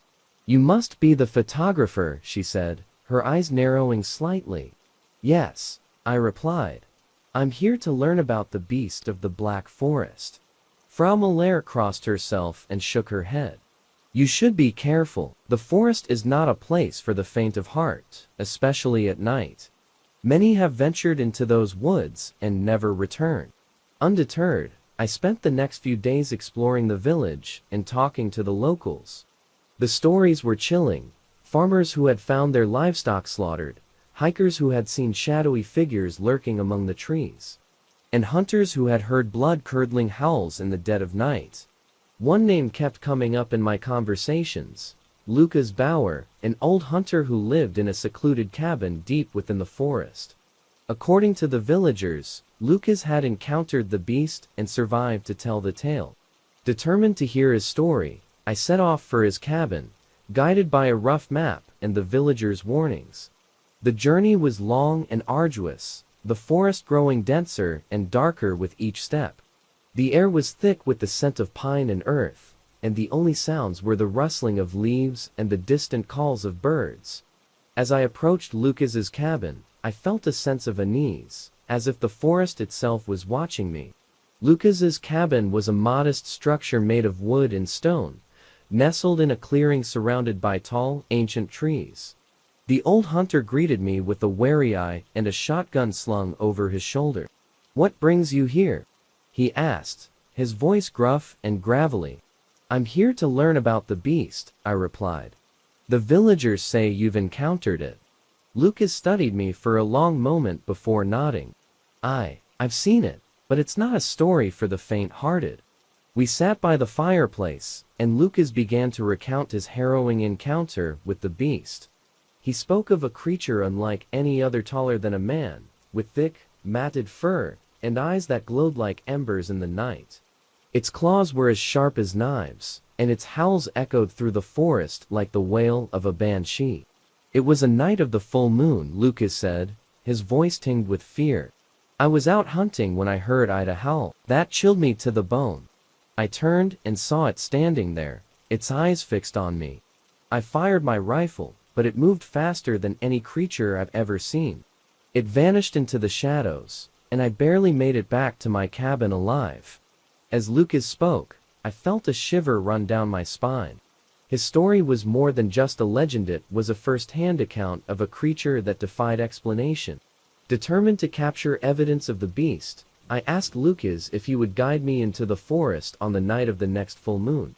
Reluctantly, Liz agreed, and we spent the next few days preparing for the expedition. We gathered supplies, checked our equipment, and planned our route through the forest. As the full moon approached, the sense of anticipation grew, and I couldn't shake the feeling that we were about to encounter something extraordinary.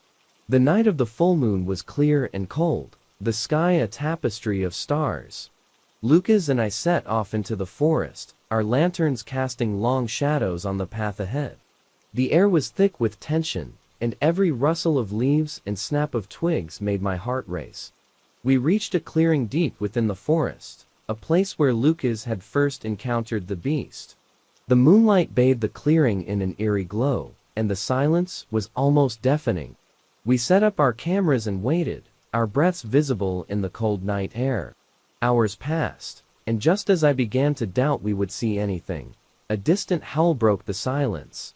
It was a sound unlike any other, a primal, guttural cry that sent a chill down my spine. Lucas and I exchanged a tense glance, our senses on high alert. Suddenly, the beast appeared at the edge of the clearing, its eyes glowing like embers in the darkness. It was even more terrifying than Lucas had described, taller than a man, with thick, matted fur and claws that gleamed in the moonlight. My hands shook as I raised my camera, capturing the creature's menacing form. The beast let out another howl and began to move toward us, its movements swift and fluid. Lucas fired his rifle, but the creature dodged with uncanny agility, disappearing into the shadows. We stood there, hearts pounding, as the forest fell silent once more. The encounter had been brief, but it was enough to confirm the legend of the beast. We made our way back to the camp, our minds reeling from the experience. The photographs I had taken were clear and undeniable proof of a creature that defied logic and reason. As I left the Black Forest, I couldn't help but feel a sense of awe and respect for the land and its ancient legends. The beast of the Black Forest was real, a reminder of the mysteries that still lurk in the shadows of our world. The encounter had changed me, deepening my appreciation for the unknown and the power of the supernatural. The story of the beast of the Black Forest captured the world's attention, but for me, it was more than just a tale of terror. It was a journey into the heart of darkness, a confrontation with the primal forces that still shape our world. And as I continued my work as a wildlife photographer, I carried with me the knowledge that there are still mysteries waiting to be discovered, hidden in the depths of the wild.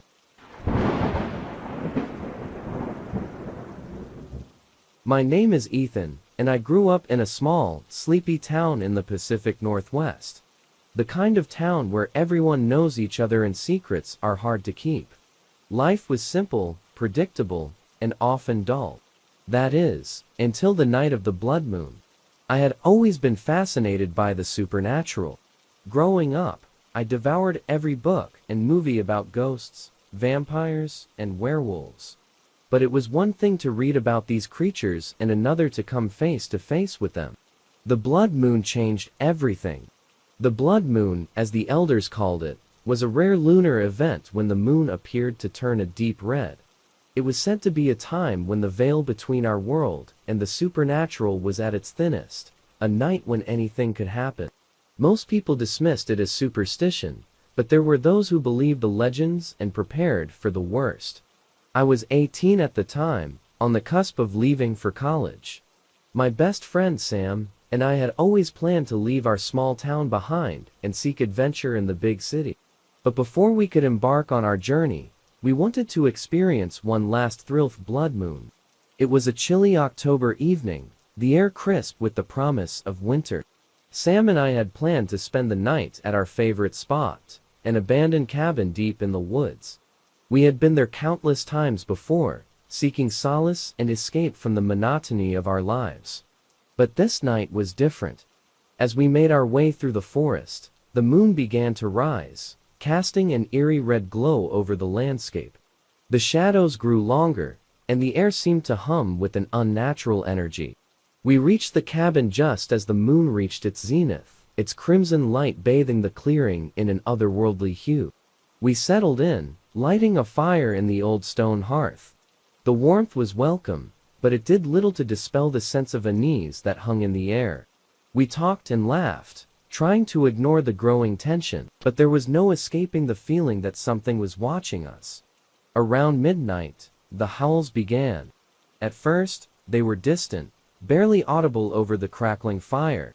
But as the minutes passed, they grew louder, closer. It was a sound that sent a chill down my spine, primal, guttural cry that spoke of hunger and rage. Sam and I exchanged nervous glances, our bravado quickly fading. "It's just a coyote," Sam said, his voice unsteady. "Nothing to worry about." But we both knew it was more than that. The howls were too deep, too powerful. They spoke of a creature that didn't belong to the natural world. We decided to barricade the cabin door, just in case. The old wooden planks creaked and groaned as we piled furniture against them, creating a makeshift barrier. The howls continued, now accompanied by the sound of rustling leaves and snapping twigs. Suddenly, there was a loud crash, followed by silence. Sam and I froze, our hearts pounding in our chests. The fire flickered, casting long shadows on the cabin walls.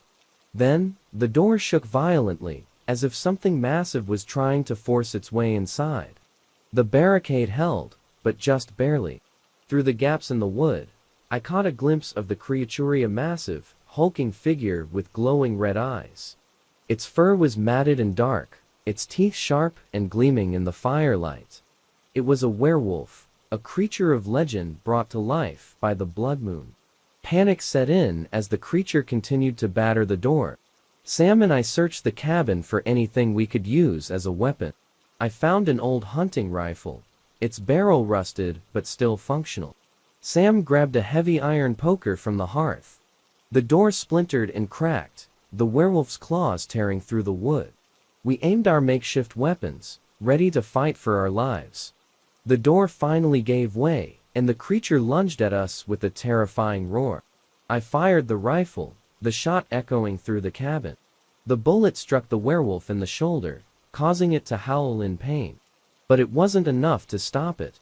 The creature swiped at Sam, its claws raking across his chest. He cried out in agony, collapsing to the floor. Desperation fueled my actions. I grabbed the iron poker and swung it with all my might, striking the werewolf across the head. The creature staggered, dazed, but not defeated. I swung again and again, each blow fueled by fear and anger. Finally, the werewolf collapsed, its body shuddering before going still. I stood there, panting, covered in sweat and blood. The room was eerily quiet, save for the crackling fire and Sam's labored breathing. I rushed to Sam's side, my heart sinking at the sight of his injuries. He was bleeding heavily, his face pale and contorted in pain. "Hang in there, Sam," I whispered, tears streaming down my face. "We're going to get you out of here." I managed to stop the bleeding as best I could, using torn strips of cloth as makeshift bandages. With no other options, I lifted Sam onto my back and began the long, arduous journey back to town. The forest seemed to close in around us, the shadows growing darker and more oppressive. The howls of other werewolves echoed through the trees, a reminder that we were not alone. But I pressed on, driven by the need to save my friend. The blood moon hung high above us, its crimson light guiding our way. Hours passed, and I could feel my strength waning. But just as I thought I couldn't go on, the lights of the town appeared in the distance. I stumbled into the village, calling for help. The townspeople rushed to our aid, their faces a mix of fear and disbelief. Sam was taken to the local clinic, where the doctor worked tirelessly to save him. I stayed by his side, praying for his recovery. As dawn broke, the blood moon began to fade, its crimson light giving way to the soft, golden glow of the rising sun. Sam survived, but he would carry the scars of that night for the rest of his life. The werewolf attack had changed us both, shattering our innocence and leaving us with a newfound respect for the supernatural. The legend of the blood moon and the werewolves of the Black Forest became a part of our town's history, a tale of terror passed down through the generations.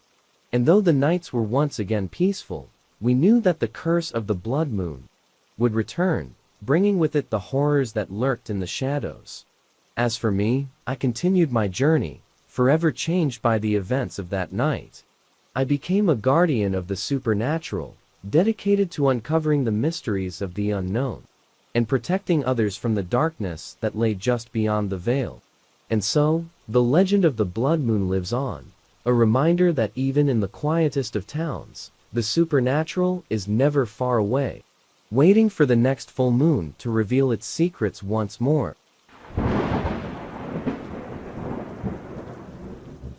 My name is Lisa, and for as long as I can remember, my family has spent every summer at our cabin in Willow Creek. It's a small town nestled in the dense forests of Oregon Place, where the trees seem to touch the sky and the river flows with an almost hypnotic calm. I loved everything about it: fresh air, the serene landscape, and the sense of escape from the hustle and bustle of city life. This summer was different though. It was my first time returning to Willow Creek since my parents passed away. I had inherited the cabin, and with it, a lifetime of memories. My younger brother, Jake, and I decided to honor our family's tradition and spend a couple of weeks there, hoping to find some solace and perhaps a bit of healing. We arrived late in the afternoon, the sun casting long shadows over the familiar landscape.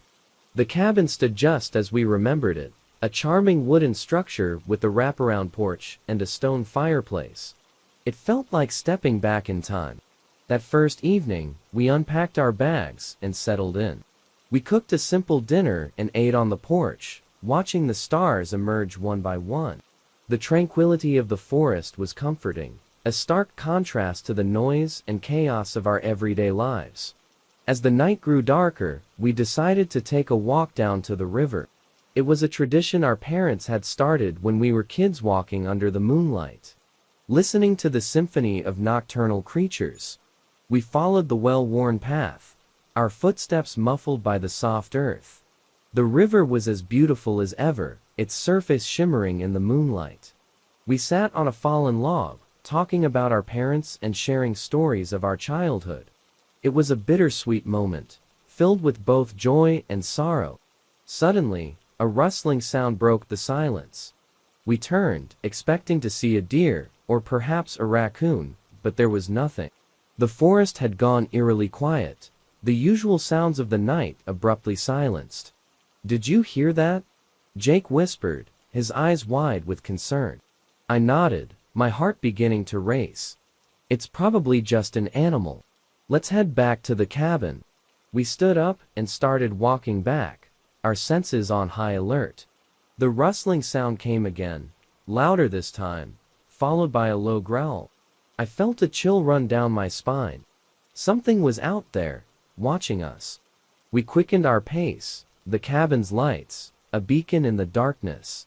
Just as we reached the edge of the clearing, a shadowy figure emerged from the trees. It was massive, easily over 6 feet tall, with glowing yellow eyes that seemed to pierce the night. I froze, my mind struggling to process what I was seeing. The creature stepped into the moonlight, revealing its true form. It was a werewolf, its body covered in thick, matted fur, its claws long and deadly. It let out a terrifying howl, the sound echoing through the forest. "Run!" I screamed, grabbing Jake's arm and pulling him towards the cabin. We sprinted across the clearing, the werewolf hot on our heels. We reached the porch and slammed the door shut, bolting it just as the creature crashed into it with a force that shook the entire cabin. Jake and I backed away, our breaths coming in ragged gasps. The werewolf clawed at the door, its growls filling the air. We had no idea how long the door would hold, and our options were limited. "Grab the rifle," I said, my voice trembling. "It's in the closet."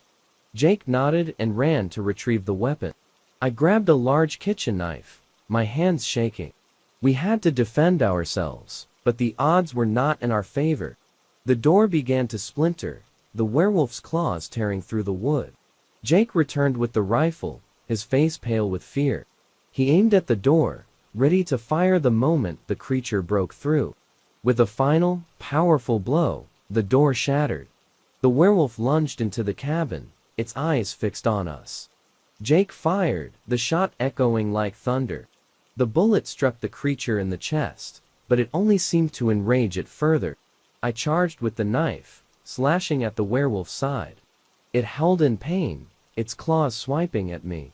I barely managed to dodge, the creature's claws grazing my arm. Blood flowed, but the adrenaline kept me going. Jake fired again, this time aiming for the head. The bullet hit its mark, and the werewolf staggered, its growls turning into a pained whimper. I took advantage of the moment, plunging the knife into its neck.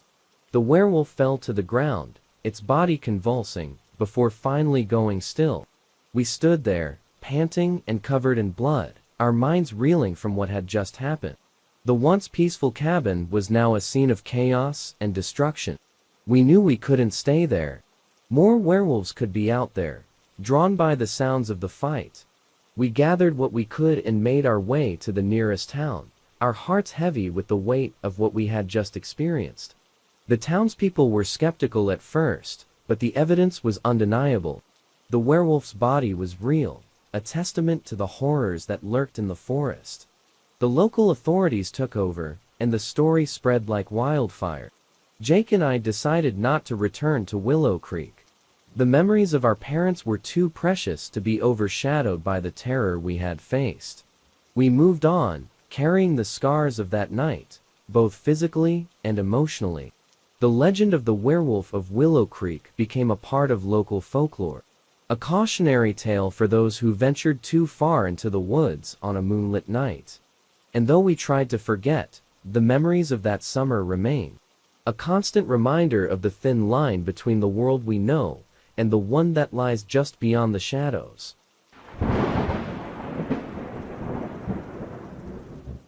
My name is Nathaniel, and my family has a long history in Silver Hollow, a quaint village tucked away in the mountains of northern England. My great-grandfather built our family estate over a century ago, and it has been passed down through the generations. Despite its grandeur, the house had a dark reputation, a reputation that stemmed from a series of unexplained deaths and disappearances that had plagued our family. Growing up, I heard countless stories about the curse that haunted our lineage. My grandmother, a stern and superstitious woman, would often recount the tale of our ancestor, Edward Blackwood, who had allegedly made a pact with the dark force. According to her, Edward had been a werewolf, and his curse had been passed down through the bloodline. As a child, I dismissed these stories as mere folklore, but as I grew older, I couldn't shake the feeling that there was some truth to them. After the death of my parents in a tragic accident, I inherited the estate. I decided to move in temporarily, hoping to find some peace and perhaps a connection to my roots. The house was imposing, with its ivy-covered walls and towering turrets, but it held a certain charm that I couldn't resist. I arrived in Silver Hollow on a crisp autumn day, the leaves turning shades of red and gold.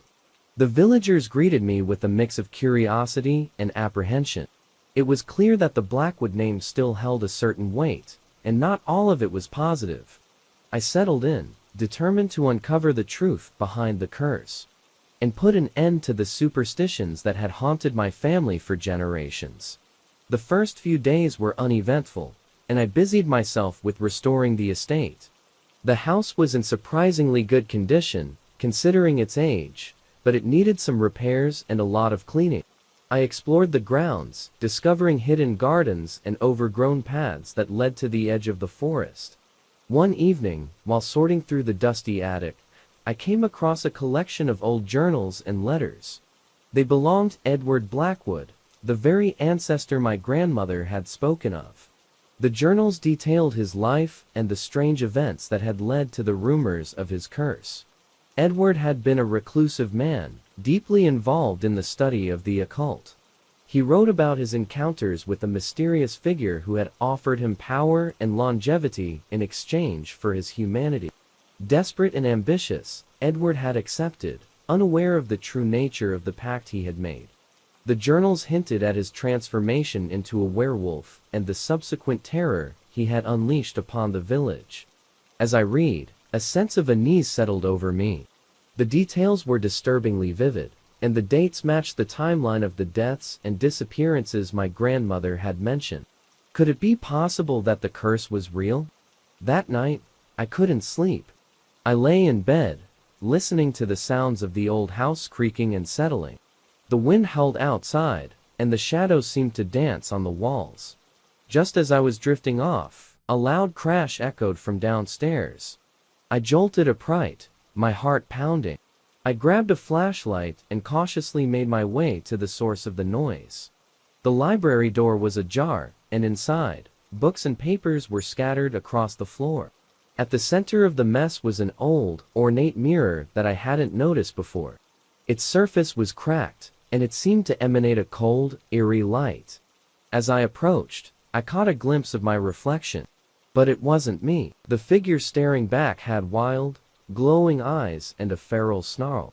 I stumbled back, dropping the flashlight, which rolled away and cast long shadows across the room. In the dim light, I saw the figure step out of the mirror. It was a werewolf, just as described in Edward's journal stall, covered in dark fur, and with claws that looked capable of tearing through flesh with ease. It let out a low growl, its eyes fixed on me. Fear paralyzed me, but I knew I had to act. I grabbed a heavy book and threw it at the creature, hoping to buy myself some time. It barely flinched, but the distraction was enough for me to make a run for it. I bolted out of the library and down the hallway, the werewolf's footsteps pounding behind me.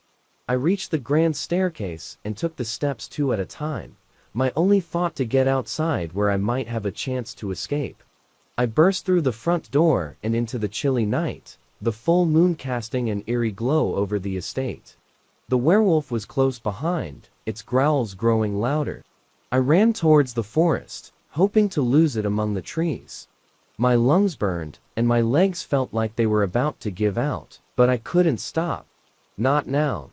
As I plunged into the dense woods, I could hear the werewolf crashing through the underbrush. I stumbled over roots and ducked under low branches, my heart pounding in my ears. The forest seemed to close in around me, the darkness becoming almost tangible. Just when I thought I couldn't run any further, I spotted an old, abandoned chapel. I sprinted towards it, the werewolf hot on my heels.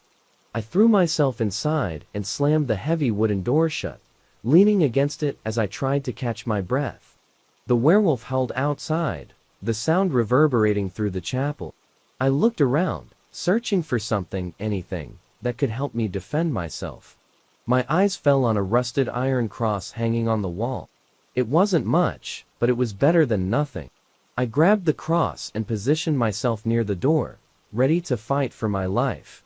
The werewolf continued to claw at the door, and I knew it was only a matter of time before it broke through. I steadied my breathing, trying to calm my racing heart. With a final, deafening crash, the door gave way. The werewolf lunged into the chapel, its eyes blazing with a predatory hunger. I swung the iron cross with all my might, striking the creature across the face. It howled in pain, but it didn't back down. We fought fiercely, the werewolf's strength far surpassing my own. It swiped at me with its claws, and I barely managed to dodge, feeling the wind from its powerful blows. I struck again with the cross, aiming for its head. This time, it staggered, blood oozing from a gash on its forehead. But it wasn't enough. The werewolf recovered quickly and lunged at me, knocking the cross out of my hand. I fell to the ground, the creature pinning me down. Its jaws snapped inches from my face, and I knew I was out of options. Just as the werewolf was about to deliver the killing blow, a blinding light filled the chapel. The creature howled in agony, its body convulsing. I shielded my eyes, barely able to comprehend what was happening. When the light faded, the werewolf was gone. In its place stood a man, his eyes wide with confusion and pain. It was Edward Blackwood. He looked at me, his expression one of sorrow and regret. "I'm sorry," he whispered, his voice weak. "I never meant for this to happen." Before I could respond, he collapsed to the ground, his body dissolving into ash. The curse had been broken, but at a great cost. I stumbled out of the chapel, dazed and exhausted. The forest was silent, the air heavy with the weight of what had transpired. I made my way back to the estate, the first rays of dawn breaking over the horizon. The villagers were waiting for me, their faces filled with a mix of fear and hope. I told them what had happened, and together we buried the past. The estate was no longer a place of darkness, but a testament to resilience and redemption. The curse of Silver Hollow had been lifted, and with it, the shadows that had haunted my family for generations. As I stood on the porch, watching the sunrise, I felt a sense of peace I had never known before. The werewolf was gone, but the legacy of strength and courage remained. And so, the story of the Blackwood family took on a new Meaninga story. Not of curses and fear, but of hope and the enduring power of the human spirit.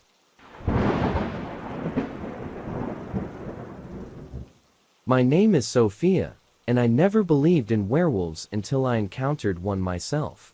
My family and I had just moved to the small town of Ravenswood, nestled deep in the Appalachian Mountains. The town was picturesque, with its charming old houses and dense forests, but it had an unsettling reputation. The locals whispered about a creature that roamed the woods at night. A beast with eyes that glowed like embers and a howl that could freeze your blood. They called it the Beast of Ravenswood, and claimed it was responsible for the disappearances and deaths that had plagued the town for decades. I dismissed these stories as mere superstition, the product of overactive imaginations. Our new home was a rustic cabin on the outskirts of town, surrounded by towering pines and thick underbrush. It was a far cry from the bustling city life we had left behind, but it offered a sense of peace and seclusion that we craved. My husband Daniel and our two children, Emma and Jack, were thrilled with the change of scenery. The first few weeks in Ravenswood were idyllic. We spent our days hiking through the woods, exploring the nearby streams, and getting to know our neighbors. The town's residents were friendly, though they often seemed guarded when the topic of the beast was brought up. I shrugged it off, convinced that the tales were nothing more than local folklore. One evening, as the sun dipped below the horizon, Daniel and I sat on the porch, enjoying a glass of wine. The air was cool and crisp, and the forest was alive with the sounds of nocturnal creatures. We chatted about our plans for the future, our laughter mingling with the chorus of crickets and owls. Suddenly, a chilling howl pierced the night. It was unlike anything I had ever heard, deep, mournful, and filled with an unmistakable menace. I felt a shiver run down my spine, and I glanced at Daniel, who looked equally unsettled. "Probably just a coyote," I said, trying to sound casual, though my voice betrayed my unease. Daniel nodded, but his eyes were fixed on the darkening woods. "Maybe, but that sounded different." We decided to head inside, locking the doors and drawing the curtains. As we prepared for bed, I couldn't shake the feeling that we were being watched. I dismissed it as paranoia, a result of the eerie howl and the unsettling stories we had heard. That night, I was jolted awake by a series of loud, guttural growls coming from the backyard. My heart raced as I slipped out of bed and crept to the window. Peering through the curtains, I saw a massive, shadowy figure lurking near the edge of the forest. The creature was unlike anything I had ever seen. It stood on two legs, towering over the bushes, its body covered in thick, matted fur. Its eyes glowed a fierce amber, and its jaws were lined with sharp, glistening teeth. It sniffed the air, then let out another bone-chilling howl. I stumbled back from the window, my mind racing. Could it be? Was the beast of Ravenswood real? I shook Daniel awake, my voice trembling as I described what I had seen. He grabbed a flashlight and we cautiously made our way downstairs. I clutched a baseball bat, my hands shaking. As we stepped onto the porch, the night was eerily silent. The creature was gone, leaving only a faint, musky odor in the air. The next morning, we found deep, clawed footprints in the dirt near the forest's edge. They were enormous, far larger than any animal I knew of. My skepticism was quickly eroding, replaced by a growing sense of dread. We decided to reach out to our neighbors, hoping they might have some insight. Mrs. Hawthorne, an elderly woman who had lived in Ravenswood her entire life, listened to our story with a grave expression. "You've seen the beast," she said, her voice trembling. "It's been here for as long as I can remember. Some say it's a werewolf, others think it's a curse. Whatever it is, it's dangerous." She urged us to be cautious and to avoid the woods at night. She also mentioned that the beast seemed particularly active during the full moon, which was only a few days away. As the full moon approached, the atmosphere in Ravenswood grew tense. The townspeople were on edge, and many of them took extra precautions, locking their doors and staying indoors after dark. Daniel and I did the same, but my curiosity and fear gnawed at me. On the night of the full moon, I couldn't sleep. I lay in bed, staring at the ceiling, my mind racing with thoughts of the beast.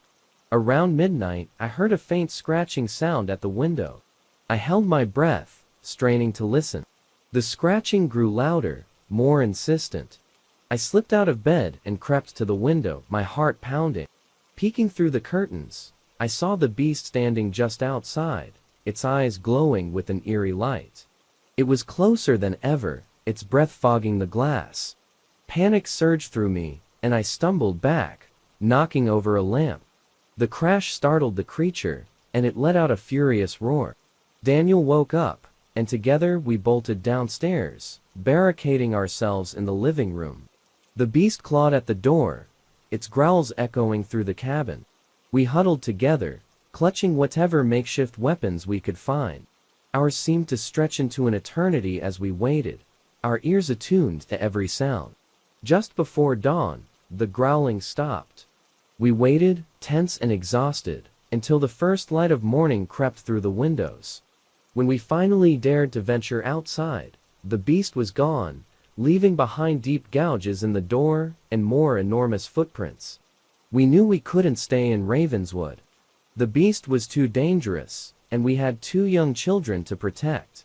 We packed up our belongings and left that very day, bidding a hasty farewell to our neighbors. As we drove away from Ravenswood, I glanced back at the forest, half expecting to see the beast watching us. But the woods were still, the morning sun casting long shadows among the trees. We never returned to Ravenswood, and the memories of that night gradually faded into the background of our lives. But every so often, I would catch a glimpse of a shadow in the corner of my eye, or hear a distant howl on a quiet night, and I would remember the beast of Ravenswood. I came to realize that some legends are rooted in truth, and some mysteries are better left unsolved. The beast was a reminder that there are forces in the world beyond our understanding, and that sometimes, the monsters we fear are all too real.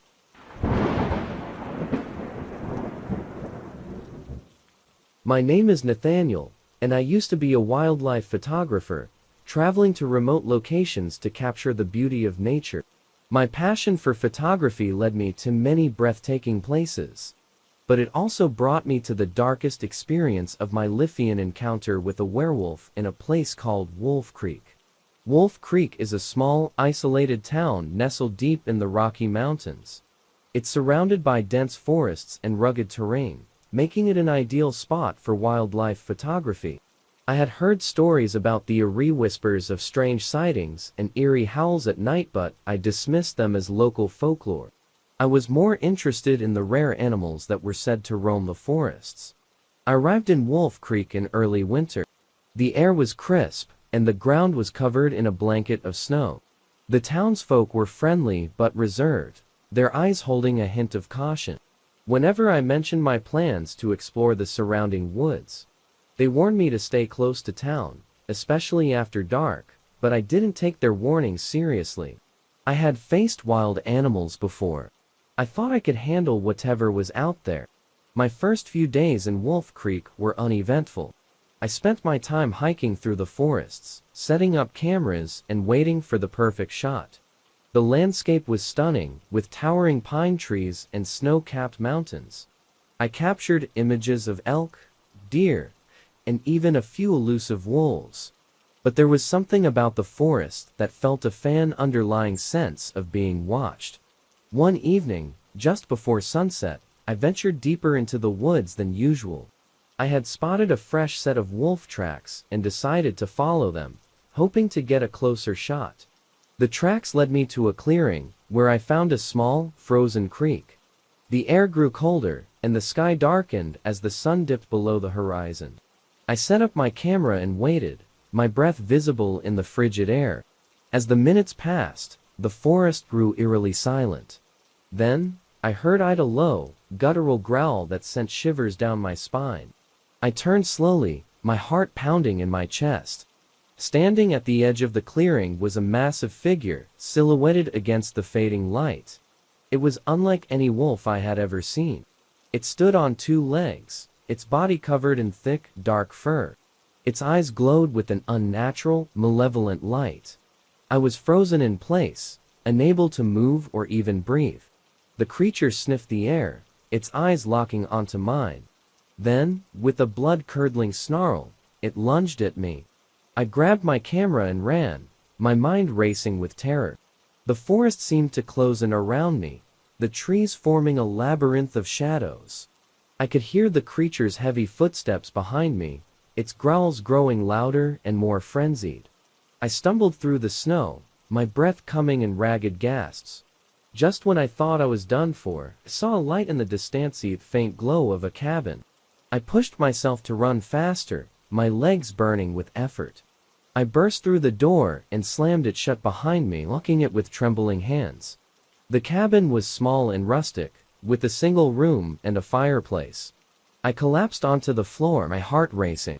The creature's howls echoed through the night, but it didn't seem to approach the cabin. I stayed awake all night, clutching a hunting knife I found in the cabin. The howls eventually faded, replaced by an eerie silence. When morning came, I cautiously stepped outside. The forest was quiet, the snow undisturbed except for my tracks. I made my way back to town, my mind reeling with what I had seen. The townsfolk listened to my story with grim expressions, their warnings now making sense. They told me about the legend of the werewolf, that haunted Wolf Creek, a curse that had plagued the town for generations. According to the legend, the werewolf was once a man who had been bitten by a cursed wolf. He transformed into a beast every full moon, doomed to roam the forest in search of prey. Determined to find answers, I spent the next few days researching the town's history and the legend of the werewolf. I spoke to the oldest residents, who recounted tales of encounters similar to mine. They told me about a hunter named Elias, who had been the first to encounter the cursed wolf. He had managed to wound it with a silver bullet, but it had escaped, leaving him with a curse that would be passed down through his bloodline. The townsfolk believed that the only way to break the curse was to find and kill the original cursed wolf. I decided to take on the challenge, hoping to end the terror that had plagued Wolf Creek for so long. I gathered supplies and set out into the forest once more, determined to find the creature. For days, I tracked the wolf, following its trail through the snow-covered woods. The forest seemed to grow darker and more oppressive with each passing day. I encountered signs of the creature's presence: eaten carcasses, deep claw marks on trees, and the occasional howl that echoed through the night. One evening, as the full moon rose, I finally found it. The cursed wolf stood at the edge of a frozen lake, its eyes glowing with a sinister light. I raised my rifle, aiming carefully. The wolf growled, baring its teeth, and charged at me. I fired, the silver bullet, finding its mark. The wolf let out a howl of pain, collapsing onto the snow. As it lay dying, its body began to change, transforming into a man with a look of relief and gratitude in his eyes. The curse was broken. I returned to Wolf Creek, the townsfolk welcoming me back as a hero. The forest seemed lighter, the oppressive atmosphere lifted. The howls that had haunted the nights were no more. I left Wolf Creek soon after, returning to my life as a wildlife photographer. But I would never forget my encounter with the werewolf, or the bravery it took to face the curse head-on. The forest, once a place of fear, had become a symbol of resilience and hope.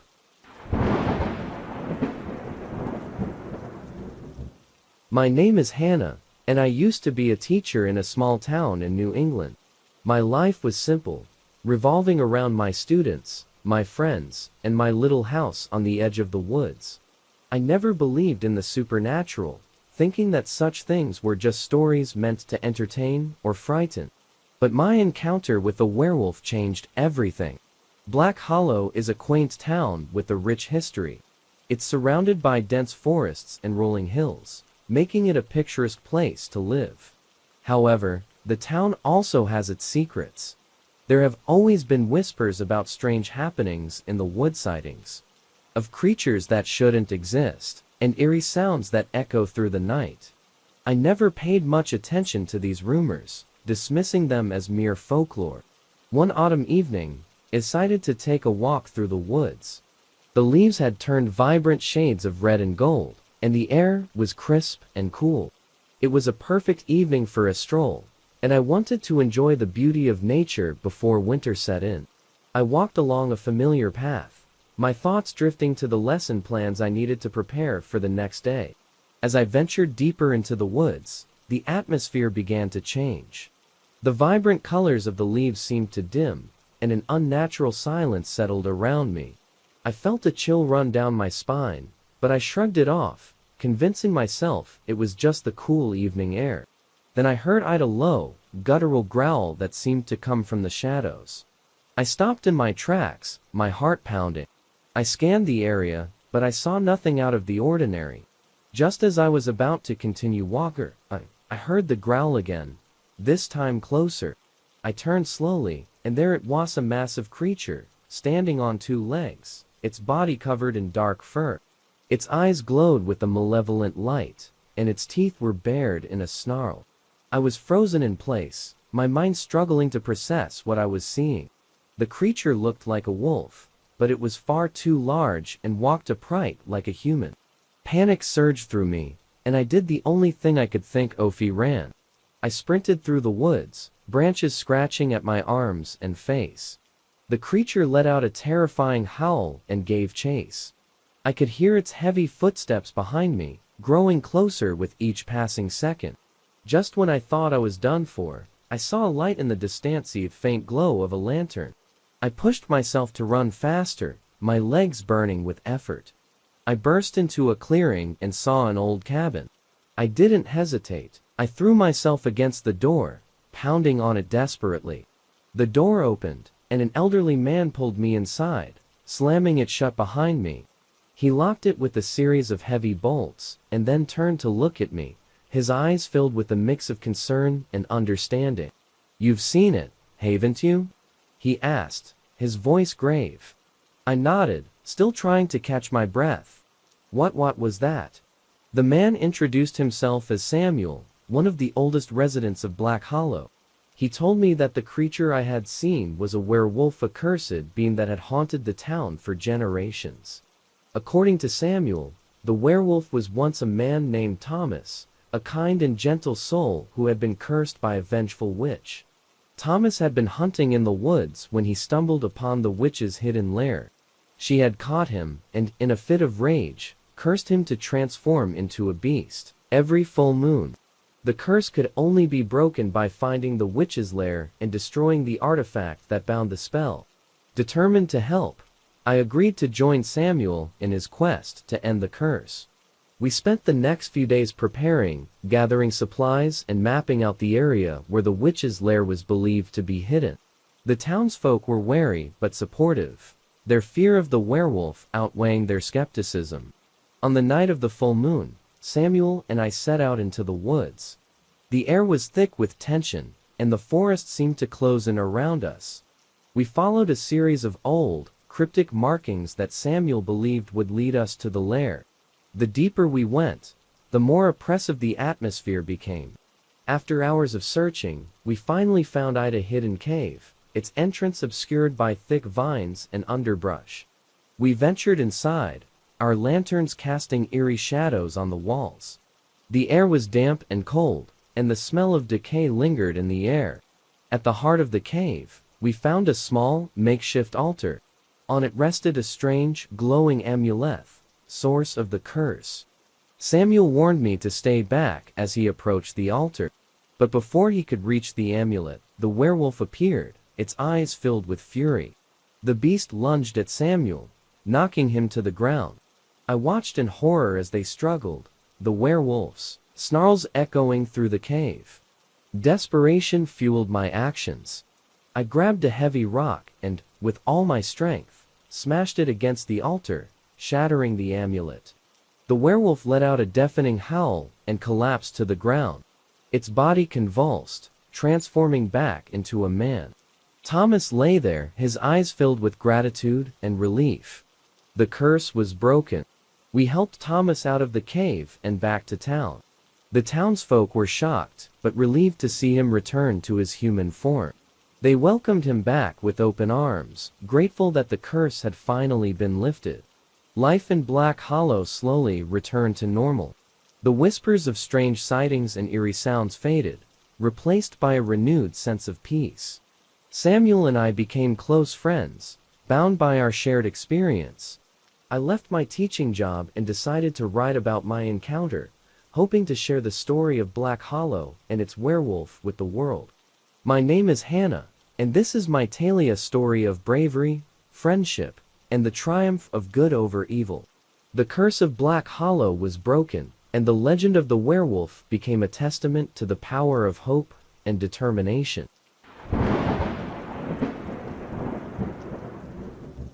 My name is Michael, and I used to be a park ranger in the Pacific Northwest. My days were filled with patrolling the vast forests, ensuring the safety of both visitors and wildlife. I loved my job, and I never imagined that my life would take such a dark and unexpected turn. This is the story of my encounter with the werewolf, a night that forever changed how I see the world. Crescent Ridge is known for its breathtaking landscapes, dense forests, and crystal-clear lakes. As a park ranger, I was responsible for a section of the park that was particularly remote and rugged. It was a place where nature thrived, and human presence was minimal. Despite its beauty, Crescent Ridge had a reputation for being haunted. Locals spoke of strange sightings and eerie howls echoing through the night. I was skeptical of these tales, attributing them to overactive imaginations and the natural sounds of the wilderness. But one fateful night, I discovered that there was more truth to the legends than I had ever believed. It was late autumn, and the nights had grown longer and colder. I was on my usual evening patrol, walking along a narrow trail that wound through the heart of the forest. The moon was full, casting an ethereal glow over the landscape. The stillness of the night was only broken by the occasional rustling of leaves and the distant hoot of an owl. As I made my way deeper into the woods, I felt a strange unease settle over me. It was as if the forest itself was holding its breath, waiting for something to happen. I brushed off the feeling and continued on my way, flashlight cutting through the darkness. Suddenly, I heard a low, guttural growl that seemed to come from the shadows. I stopped in my tracks, my heart racing. I scanned the area with my flashlight, but I saw nothing out of the ordinary. Just as I was about to continue walking, the growl came again, louder and more menacing. I turned slowly, and there it was, a massive creature, standing on two legs, its body covered in dark fur. Its eyes glowed with a sinister light, and its teeth were bared in a snarl. I was frozen in place, my mind struggling to process what I was seeing. The creature looked like a wolf, but it was far too large and stood upright like a human. Panic surged through me, and I did the only thing I could think of: ran. I sprinted through the woods, branches scratching at my arms and face. The creature let out a terrifying howl and gave chase. I could hear its heavy footsteps behind me, growing closer with each passing second. Desperation fueled my actions as I stumbled upon an old, abandoned cabin. I threw myself against the door, pounding on it desperately. The door creaked open, and I scrambled inside, slamming it shut behind me. I locked it with a rusty bolt and leaned against it, trying to catch my breath. The creature pounded on the door, its growls reverberating through the cabin. I knew the flimsy wood wouldn't hold for long. I scanned the room, looking for something anything could help me defend myself. My eyes landed on an old hunting rifle mounted on the wall. I grabbed it, my hands shaking as I checked to see if it was loaded. Just as the creature broke through the door, I aimed and fired. The gunshot echoed through the cabin, and the creature let out a pained howl. It staggered back, blood oozing from the wound. But instead of retreating, it seemed to become more enraged. I fired again, this time hitting it in the chest. The creature collapsed to the ground, its body convulsing. To my horror, the creature began to transform. Its fur receded, its limbs twisted, and its features morphed until a man lay on the floor.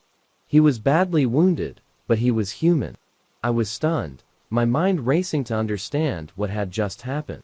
The man looked up at me, his eyes filled with pain and desperation. "Please," he gasped, "help me." Despite my fear, I couldn't ignore his plea. I rushed to his side, trying to staunch the bleeding. He introduced himself as Daniel, a former resident of a nearby town. He told me that he had been cursed by a witch who lived deep in the forest. Every full moon, he transformed into a werewolf, losing control of his actions and becoming a danger to anyone he encountered. Determined to help him, I decided to find the witch and put an end to the curse. Daniel guided me to her lair, a hidden cave shrouded in darkness. The journey was treacherous, but my resolve was unshakable. I couldn't let Daniel suffer any longer. We finally reached the cave, and I entered cautiously, my flashlight illuminating the eerie surroundings. At the heart of the cave, I found the witch, a decrepit old woman, with eyes that gleamed with malice. She cackled as I approached, mocking my efforts. "You think you can break the curse?" she sneered. "Foolish boy." Ignoring her taunts, I demanded she lift the curse. She refused, and a fierce battle ensued. I used the rifle and my wits to outmaneuver her, dodging her spells and striking back with whatever I could find. In the end, I managed to destroy the artifact that bound the curse, a twisted, blackened heart encased in glass. The witch let out a final, blood-curdling scream before she disintegrated into ash. I rushed back to Daniel, who was waiting outside the cave. As the first light of dawn broke, his transformation was reversed. He was free from the curse. Daniel and I returned to the town, where the locals were shocked but grateful to see him alive and human. They welcomed him back, and he slowly began to rebuild his life. As for me, I decided to leave my job as a park ranger and pursue a new path. I wrote about my encounter, hoping to share the truth about the werewolf of Crescent Ridge. My name is Michael, and this is my story, a tale of courage, friendship, and the triumph of good over evil. The curse of the werewolf was broken, and the legend became a testament to the power of determination and hope.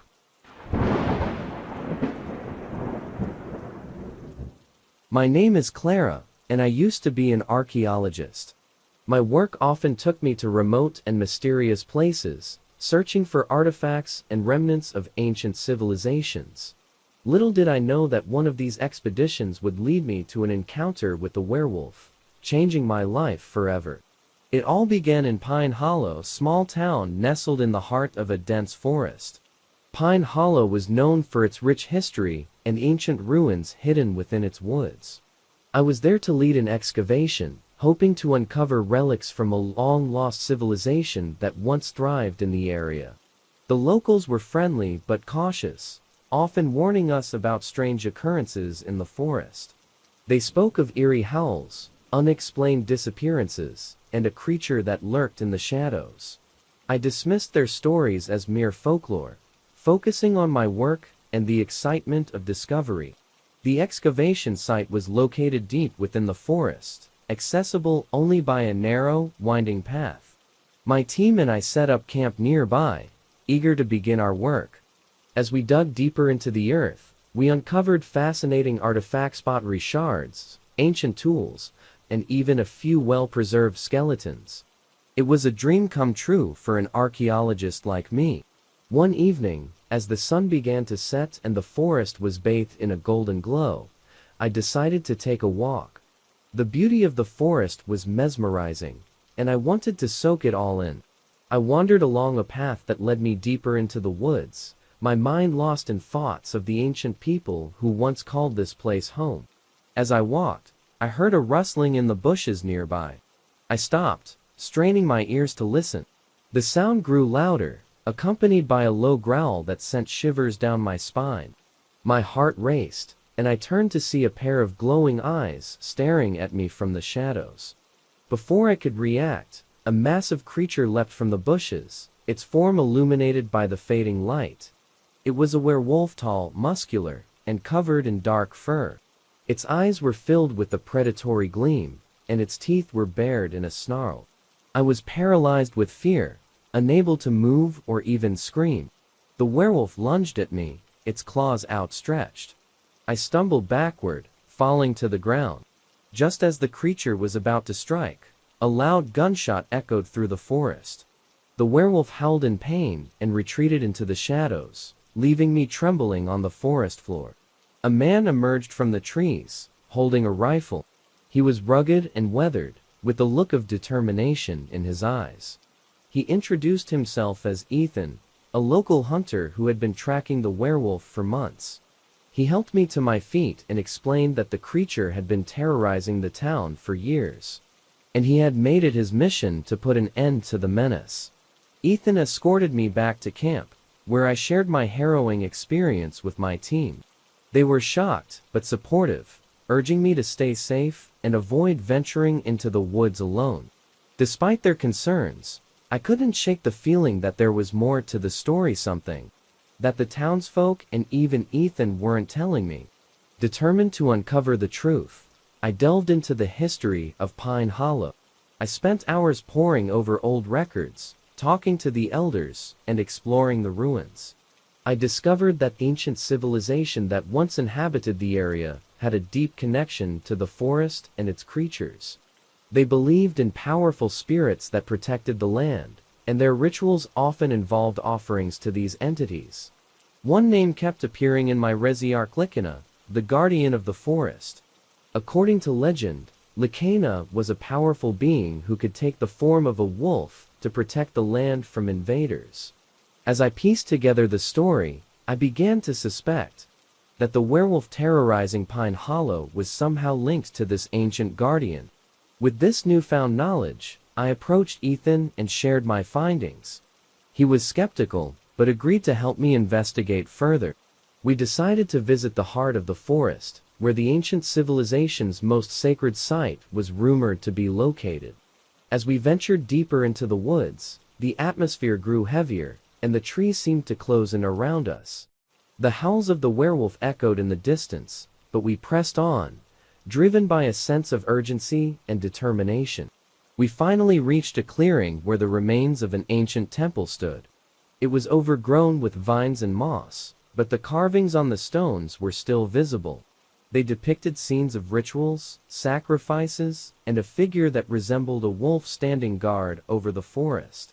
Ethan and I explored the temple, searching for clues. We discovered an underground chamber filled with artifacts and inscriptions.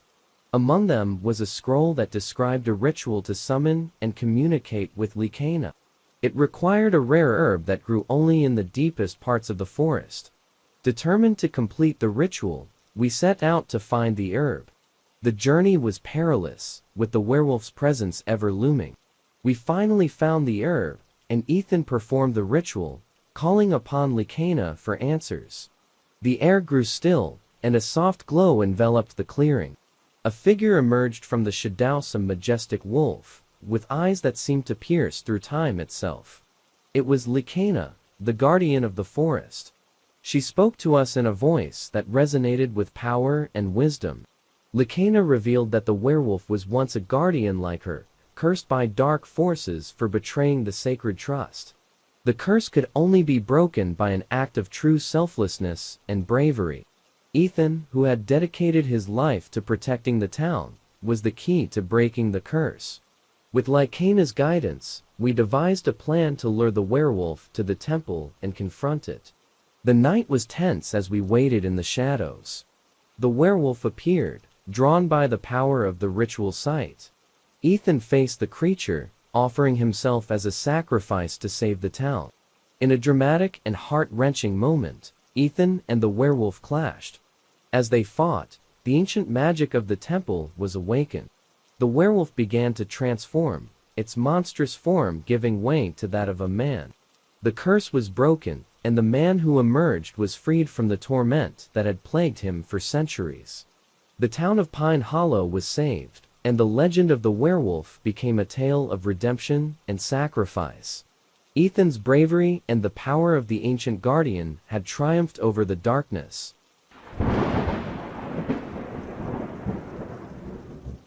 My name is Noah, and I used to be a wilderness guide. I led tourists and adventurers through the dense forests and rugged mountains, showing them the beauty of the natural world.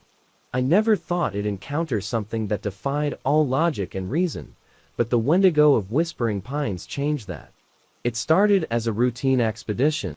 A group of tourists had hired me to take them on a week-long trek through Whispering Pines, a forest known for its stunning scenery and abundant wildlife.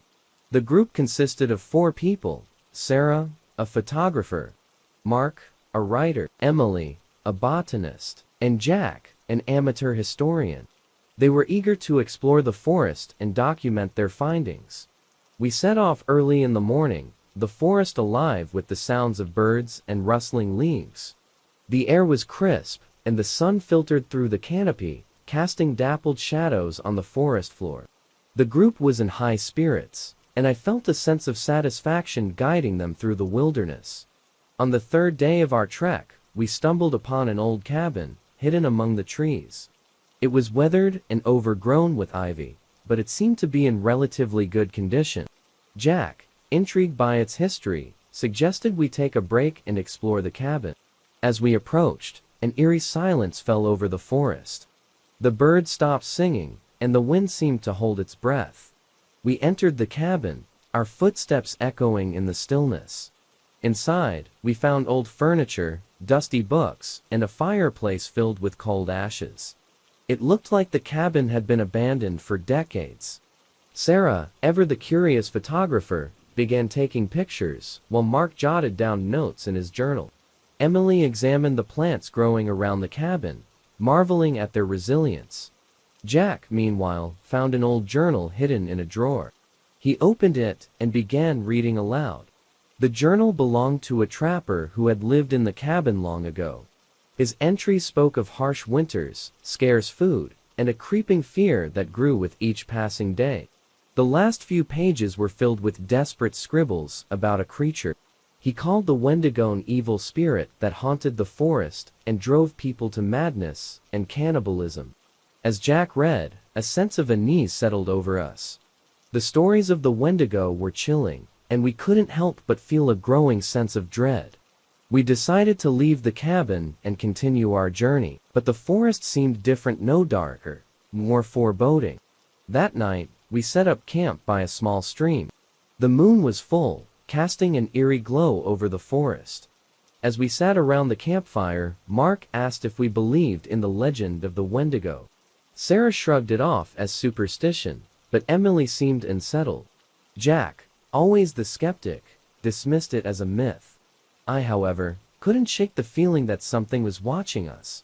The hairs on the back of my neck stood on end, and I felt a chill that had nothing to do with the cool night air. I kept my thoughts to myself, not wanting to alarm the group. In the middle of the night, I was jolted awake by a blood-curdling scream. I grabbed my flashlight and rushed out of my tent, the beam cutting through the darkness. The others were already awake, their faces pale with fear. We followed the sound to the edge of the camp, where we found Sarah, trembling and pointing into the trees. She said she had seen a tall, gaunt figure, with glowing eyes lurking in the shadows. We searched the area but found nothing. The next day, Sarah was visibly shaken. She insisted that we leave the forest, but the others were reluctant to cut the expedition short. We decided to press on, but remained on high alert. As we trekked deeper into the forest, the atmosphere grew more oppressive. The trees seemed to close in around us, and the air was thick with tension. We heard strange noise whispers, rustling leaves, and the occasional distant howl. It felt like the forest itself was alive and watching us. On the fifth night, we set up camp in a small clearing. We took turns keeping watch, but exhaustion was starting to take its toll. I was on the first watch, my eyes scanning the darkness for any signs of danger. Around midnight, I heard a faint rustling in the bushes. I shone my flashlight in the direction of the sound, but saw nothing. As I turned back, I caught a glimpse of movement out of the corner of my eye. I whipped the flashlight around, and there, at the edge of the clearing, stood the Wendigo. It was tall and emaciated, its skin pale and stretched tight over its bones. Its eyes glowed with a malevolent light, and its mouth was filled with sharp, jagged teeth. The creature let out a low growl, sending a wave of fear through me. I shouted to wake the others, and they scrambled out of their tents, their faces masks of terror. The Wendigo moved with unnatural speed, darting in and out of the shadows. We huddled together, our flashlights and weapons ready, but the creature seemed to be toying with us. Suddenly, the Wendigo lunged at Mark, its claws slashing through the air. He screamed in pain as it tore into him, blood staining the ground. We fought back with everything we had, but the creature was relentless. In a desperate move, I grabbed a burning log from the campfire and swung it at the Wendigo. The creature recoiled, letting out a screech of pain. Taking advantage of the moment, we grabbed Mark and ran, leaving our camp and supplies behind. We fled through the forest, the Wendigo's howls echoing in the night. Exhausted and terrified, we stumbled upon a ranger station at the edge of the forest.